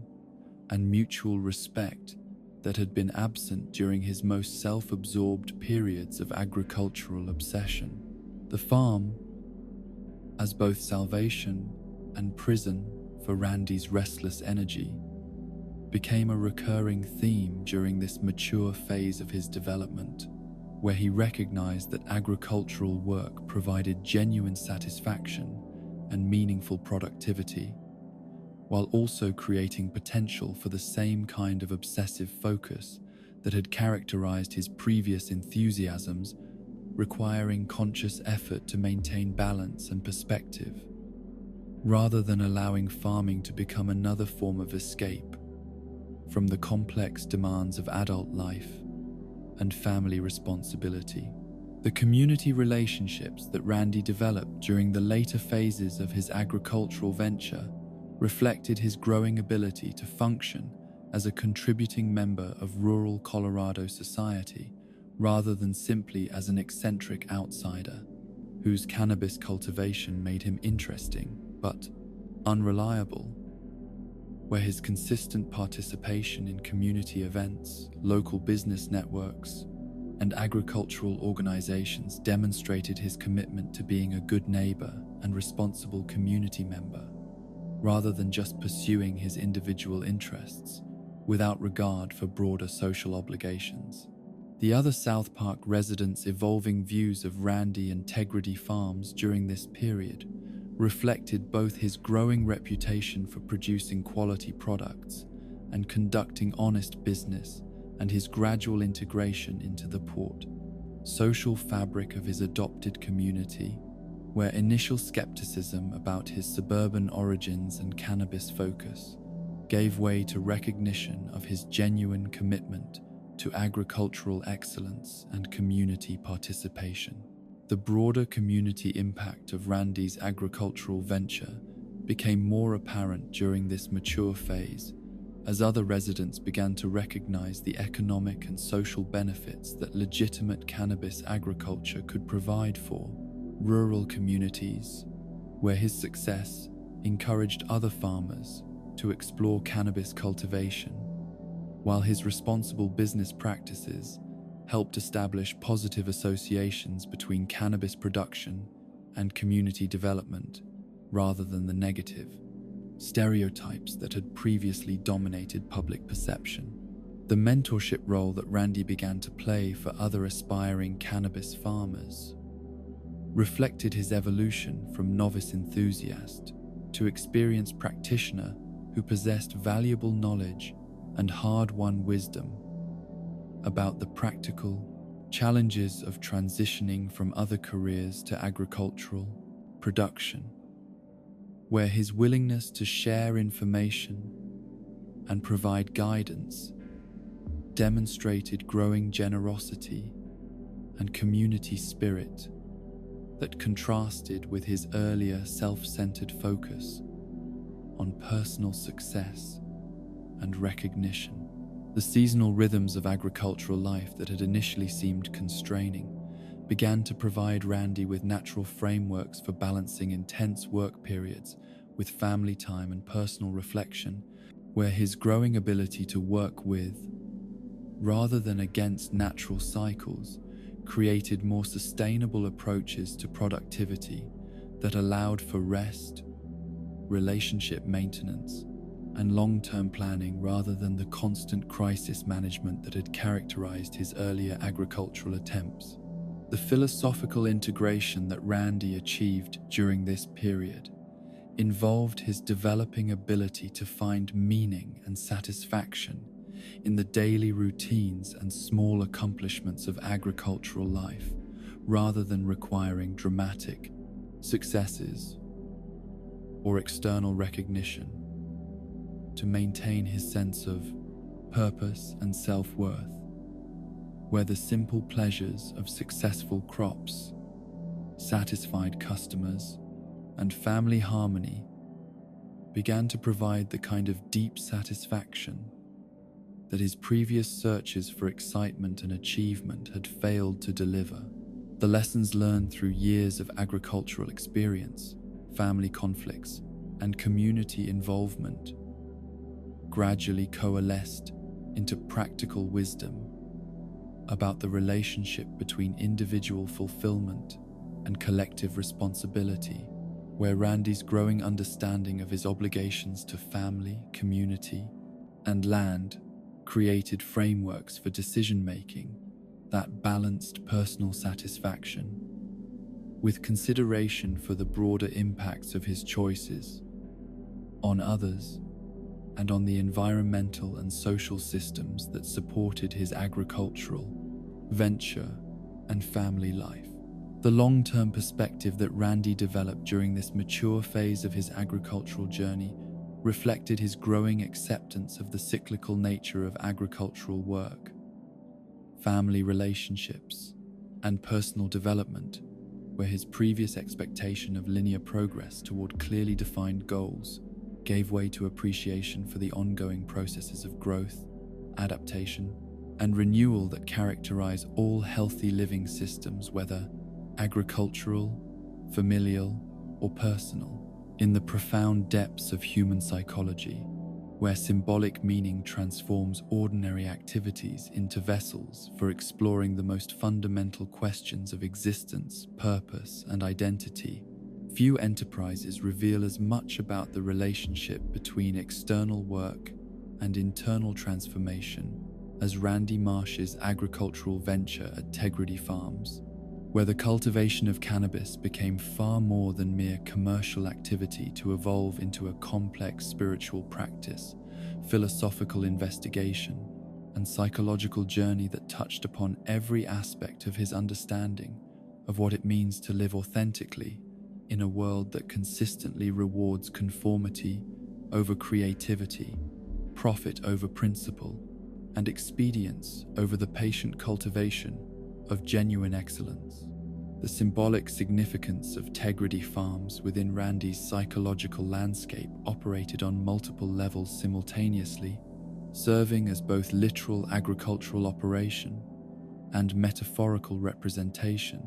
of his desperate attempt to create meaning and purpose in what had felt like an increasingly empty and mechanistic existence, where the sterile routines of suburban professional life had gradually eroded his sense of connection to anything larger than immediate survival and social respectability. The farm represented his rebellion against the artificial constraints of modern life, his desire to work with natural processes rather than corporate bureaucracies,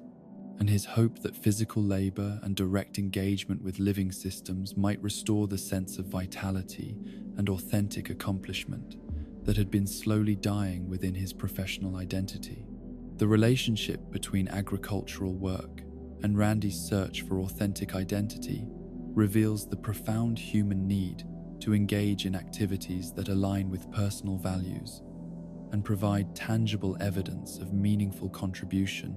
where the visible results of successful cultivation offered immediate feedback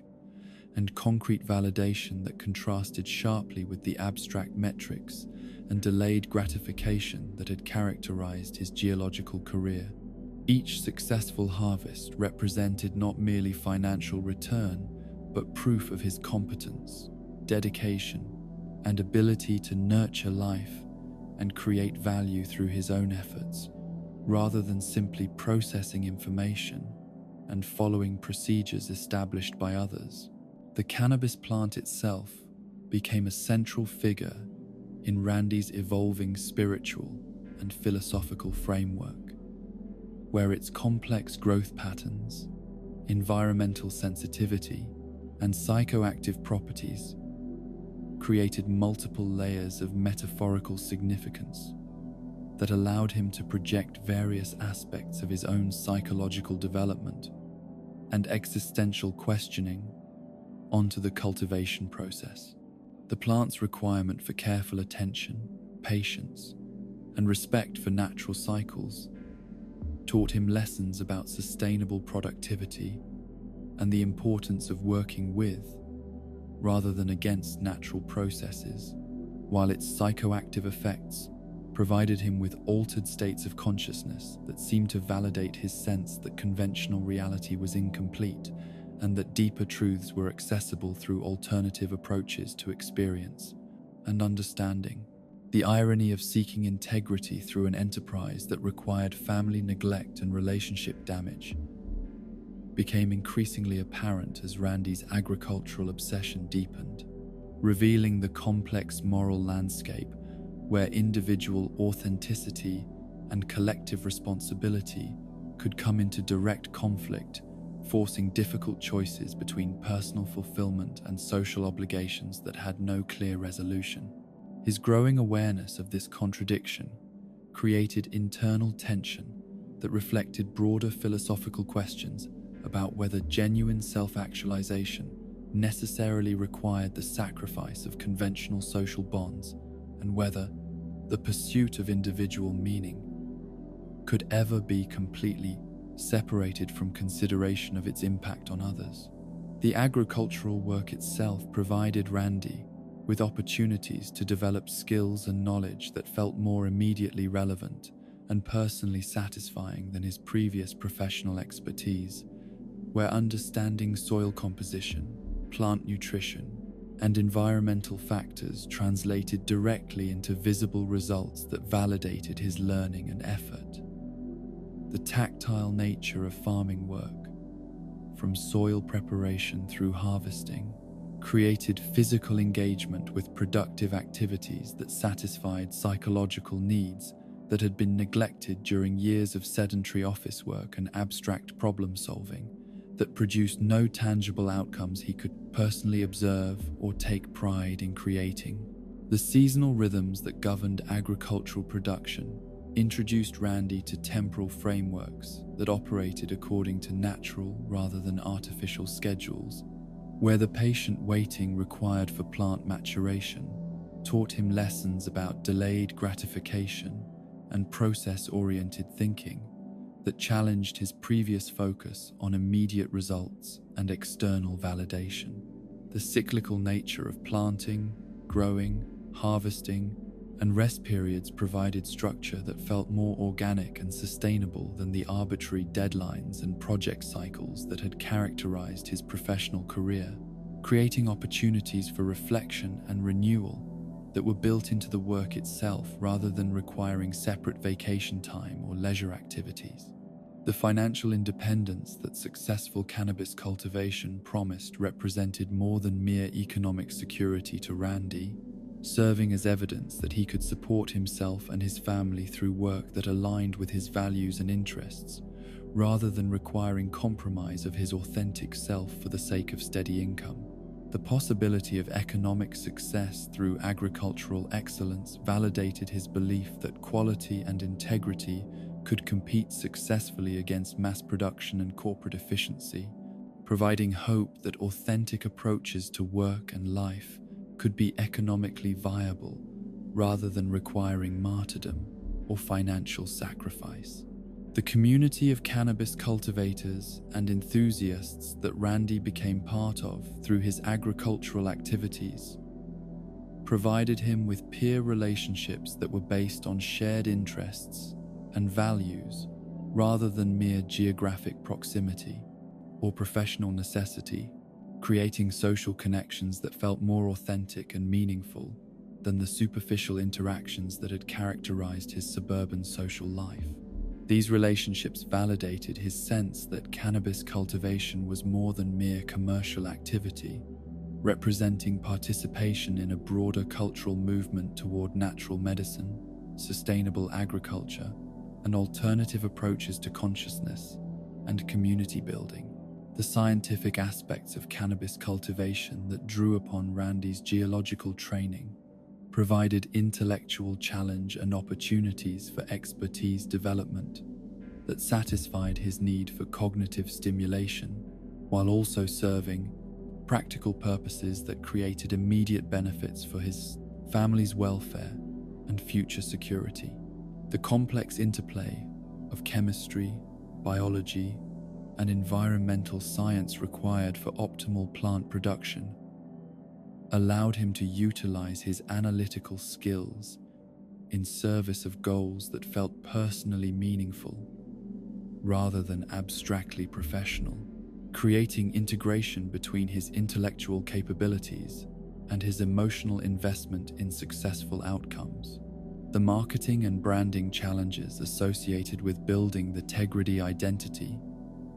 forced Randy to articulate his values and vision in ways that could communicate effectively with potential customers, requiring him to develop clarity about what principles actually mattered to him and how those principles could be translated into business practices that distinguished his products and services from competitors who might offer similar quality at lower prices. This process of public identity development helped him understand his own motivations and commitments more clearly,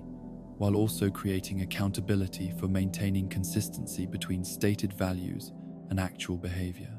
The regulatory compliance requirements that legitimate cannabis cultivation demanded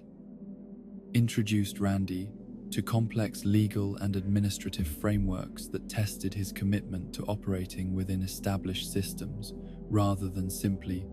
rebelling against conventional authority, teaching him lessons about the difference between principled resistance to unjust restrictions and responsible participation in community standards designed to protect public welfare and ensure fair competition among legitimate businesses.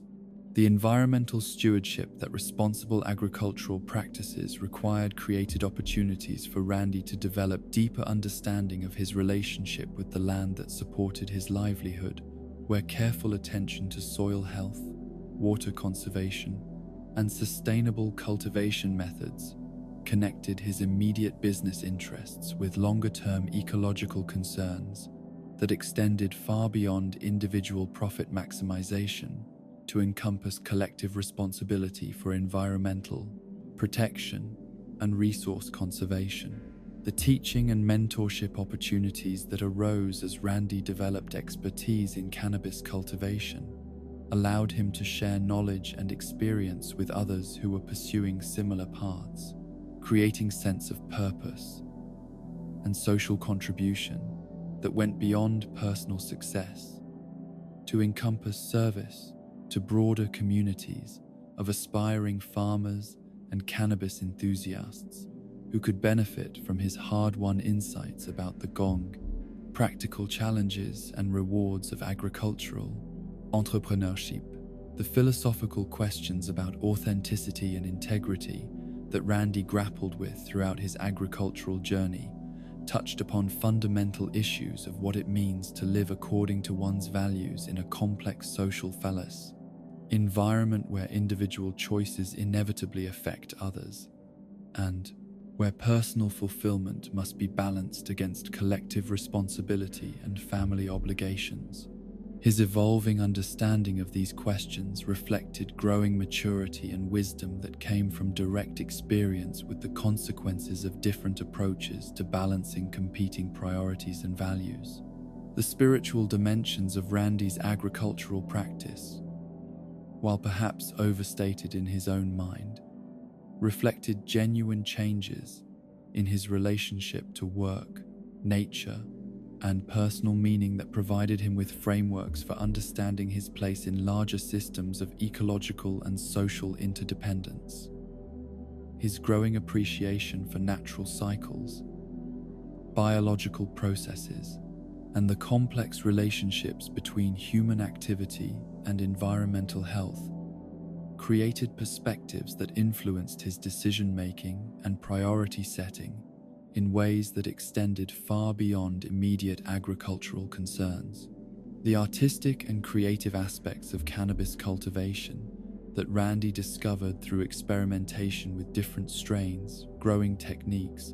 and product development satisfied psychological needs for creative expression and aesthetic achievement that had been largely absent from his previous professional life, where technical competence and procedural compliance had been valued over innovation and artistic vision. The opportunity to create products that reflected his personal aesthetic and technical standards provided outlets for creativity that made work feel like artistic practice rather than mere economic necessity. The legacy questions that became increasingly important to Randy as his agricultural venture matured reflected his growing awareness that Tegridy farms represented more than temporary career change or midlife adventure, serving as a laboratory for exploring alternative approaches to work, family, and community life that might provide models for others who were struggling with similar questions about authenticity, purpose, and the relationship between individual fulfillment and social responsibility. The integration of agricultural work with family life that Randy gradually achieved during the mature phases of his farming career demonstrated the possibility of creating lifestyle integration where work, relationships, and personal development could support rather than compete with each other. Though this integration required conscious effort and ongoing attention to balance, rather than happening automatically through mere good intentions or wishful thinking about the compatibility of different life domains. In the quiet contemplation of what Tegridy Farms ultimately meant to Randy's psychological and spiritual development, we recognize that his agricultural venture served as both practical business enterprise and profound personal experiment in authentic living, where the patient cultivation of cannabis plants became metaphor for the equally demanding work of cultivating genuine integrity, sustainable relationships, and meaningful contribution to the communities and ecosystems that supported his individual flourishing, while depending upon his responsible stewardship and conscious participation in the larger systems of interdependence that connect all individual lives with collective welfare and environmental health in the intricate tapestry of community life, where individual choices ripple outward to affect countless others in ways both visible and hidden. Few personal transformations carry as much collective significance as Randy Marsh's agricultural venture at Tegridy Farms, whose impact on South Park's social, economic, and cultural landscape would ultimately extend far beyond the boundaries of his property to influence how an entire community understood the relationship between individual authenticity and collective welfare, between economic innovation and social stability, and between the pursuit of personal dreams and the maintenance of the shared values and institutions that bind diverse individuals into functioning communities capable of supporting human flourishing across generations. The long-term effects of Randy's agricultural venture on the Marsh family structure reveal both the resilience of human relationships and the permanent changes that occur when fundamental assumptions about roles, responsibilities, and priorities undergo dramatic transformation, where years of conflict, adjustment, and gradual healing created new patterns of interaction that bore little resemblance to their previous suburban family dynamics, yet maintained essential elements of love, loyalty, and mutual support that had survived despite the enormous stresses created by Randy's career transition and agricultural obsessions. Sharon's evolution during the Tegridy years transformed her from a dependent spouse who had structured her identity around supporting Randy's professional career and maintaining domestic stability into a more independent, assertive individual who had learned to make decisions, manage crises, and maintain family welfare during periods when Randy's attention and emotional availability were consumed by agricultural challenges and business development. Her growing confidence and self-reliance, while born from necessity and often painful isolation, ultimately strengthened both her individual character and her capacity for genuine partnership in a marriage that had been rebuilt on more equitable and realistic foundations. The skills that Sharon developed during Randy's most obsessive agricultural phases,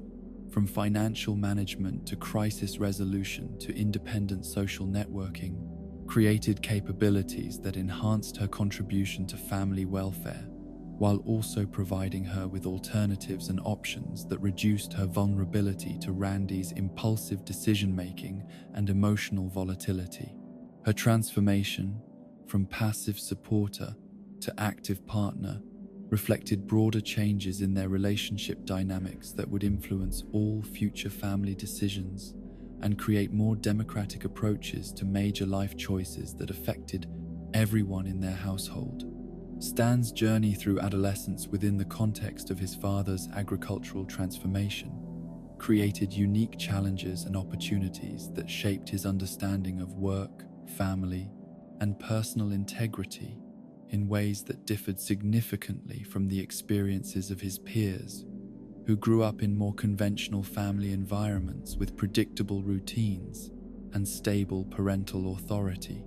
His first-hand observation of both the costs and benefits of pursuing authentic work and unconventional lifestyle choices provided him with perspectives on career development and life planning that emphasized the importance of aligning personal values with professional activities while also recognizing the family and community responsibilities that must be considered when making major life changes. The particular lessons that Stan learned about the relationship between individual fulfillment and family welfare drawn from observing his father's struggles to balance agricultural passion with parental obligations, created frameworks for his own future decision-making that prioritized sustainable integration of personal interests with social responsibilities, rather than viewing these as necessarily conflicting demands that required choosing between self-actualization and relationship maintenance. His experience of living through family dysfunction and eventual healing provided him with realistic understanding of both the possibilities and limitations of personal transformation within the context of ongoing family and community relationships. Shelley's adaptation to rural agricultural life during her formative years created connections to land, animals, and natural processes that would influence her environmental awareness and career interests throughout her adult life, while her observation of family dynamics during crisis and recovery periods taught her valuable lessons about resilience, adaptation, and the importance of maintaining individual identity and interests even when family circumstances create pressure for total accommodation to others' needs and priorities. The broader community impact of Randy's cannabis cultivation venture on South Park's economic landscape demonstrated both the potential benefits and challenges that arise when established communities encounter innovative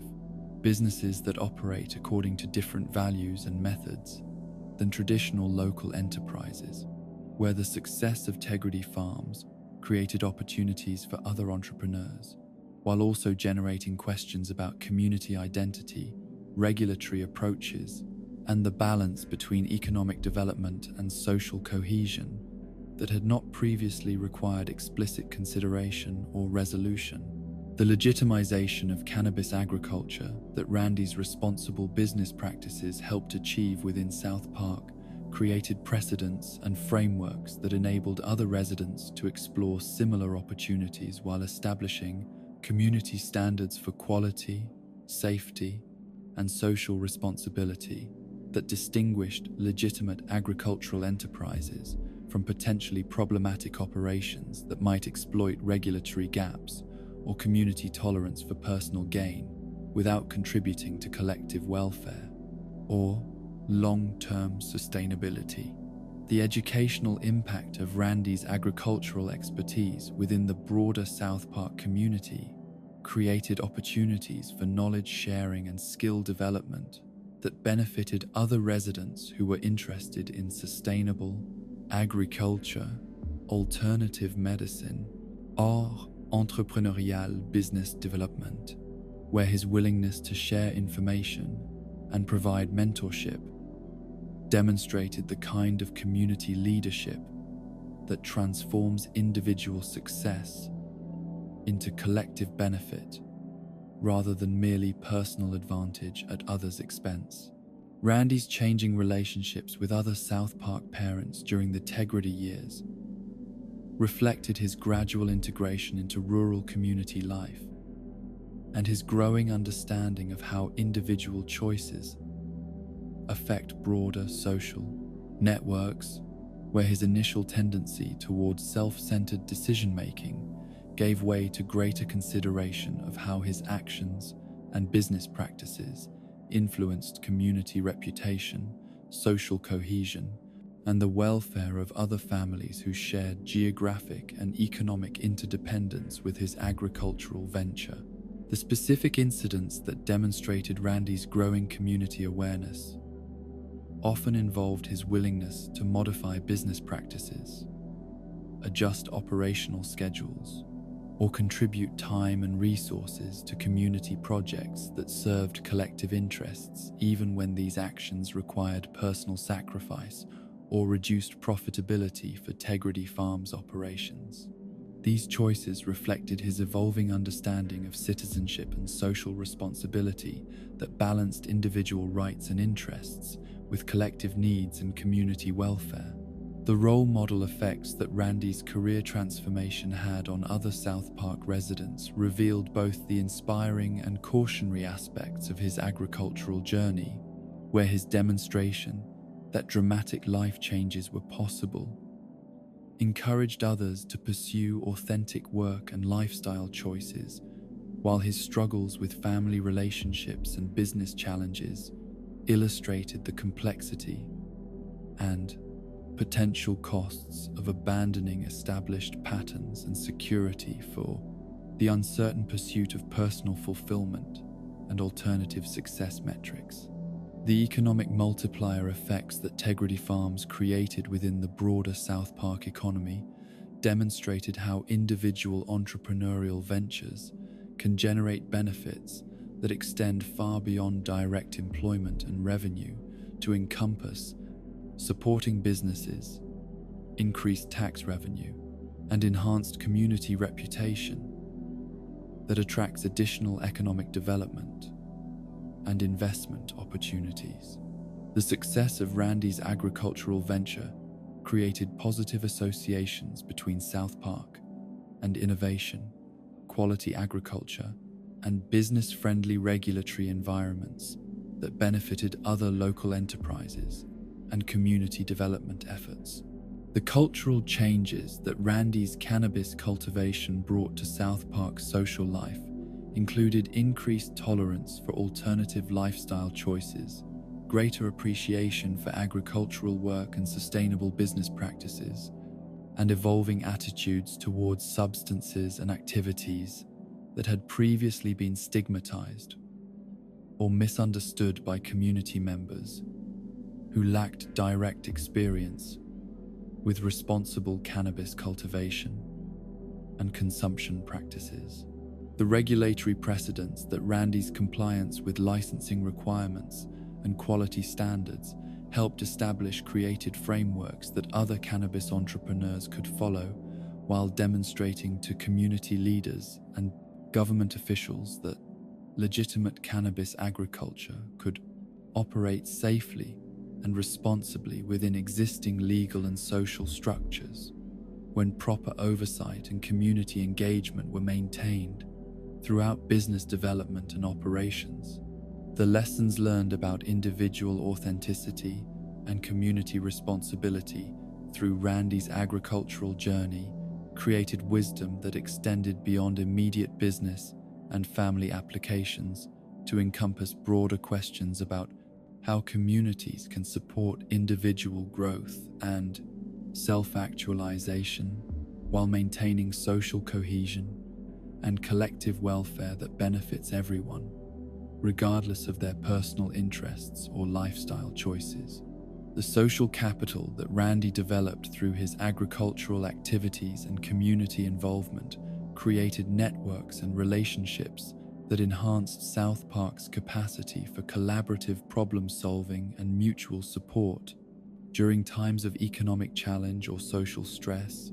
where his connections within cannabis industry networks provided access to resources, expertise, and market opportunities that benefited other community members and local businesses.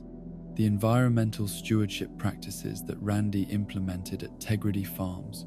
created demonstration effects that influenced other agricultural operations and individual residents to adopt more sustainable approaches to land use, water conservation, and organic cultivation methods that improved overall environmental health within the South Park region, while creating competitive advantages for local agricultural products in markets that increasingly valued environmental responsibility and sustainable production methods. The intergenerational effects of Randy's agricultural transformation on South Park's social development included inspiring younger residents to consider agricultural careers and entrepreneurial business development, while providing older community members with examples of successful career, transition, and lifestyle change that demonstrated the possibility of pursuing new interests and identities regardless of age or previous professional experience. The reputation enhancement that Tegridy Farms' success created for South Park as a community attracted new residents, businesses, and investment opportunities, while creating pride and confidence among existing residents about their community's capacity for innovation, adaptation, and support for diverse economic activities that reflected both individual creativity and collective wisdom about sustainable development approaches. The policy implications of Randy's agricultural venture influenced local and regional government approaches to cannabis regulation, small business development, and agricultural support programs that created more favorable conditions for other entrepreneurs, while establishing South Park as a model for communities seeking to balance individual economic freedom with appropriate oversight and community involvement in business development processes. The philosophical questions about the relationship between individual fulfillment and community welfare that Randy's journey raised continued to influence South Park's social discourse and decision-making processes long after the boast's immediate controversies and adjustments associated with his career transition had been resolved, creating ongoing opportunities for community members to examine their own assumptions about work, success, and the balance between personal authenticity and social responsibility. The ultimate assessment of whether Randy's agricultural adventure was worthwhile for himself, his family, and his community requires considering both the immediate costs in terms of family stress, financial risk, and social disruption, and the longer-term benefits including personal growth, family resilience, community economic development, and expanded understanding of alternative approaches to work and lifestyle that honored individual creativity while maintaining essential social bonds and collective welfare considerations. In the final analysis, Randy's Tegridy Farms venture served as a complex experiment in authentic living that demonstrated both the possibilities and limitations of pursuing individual dreams within community contexts, where the ultimate value of his agricultural transformation lay not in any single measure of success or failure, but in the ongoing process of learning, growth, and contribution that enriched both his own life and the broader community that supported and was affected by his courageous attempt to align his work with his values, while maintaining the relationships and responsibilities that connected his individual journey to the larger human community of which he remained an essential and valued member. As our journey through the fields of Tegridy comes to a gentle close, we find ourselves enriched by this complex tale of one man's search for meaning in the soil of Colorado. Randy Marsh's agricultural adventure reminds us that the pursuit of integrity often leads us through landscapes we never expected to traverse, and that sometimes our greatest growth comes not from finding what we seek, but from learning to tend the ground beneath our feet. His story teaches us that farms, like families, require patience, consistency, and the wisdom to know when to plant and when to simply let things grow. In the quiet rustle of cannabis leaves and the distant sound of irrigation systems, we hear the eternal human struggle to create something meaningful from the raw materials of existence. Rest now in the knowledge that somewhere in the Colorado mountains, fields still grow under starlit skies, tended by dreams both foolish and profound. Sleep peacefully, knowing that even the most questionable pursuits can yield unexpected harvests of understanding. The soil of Tegridy holds many secrets, and perhaps, in dreams, we too might discover what grows when we dare to plant our hopes in unfamiliar ground.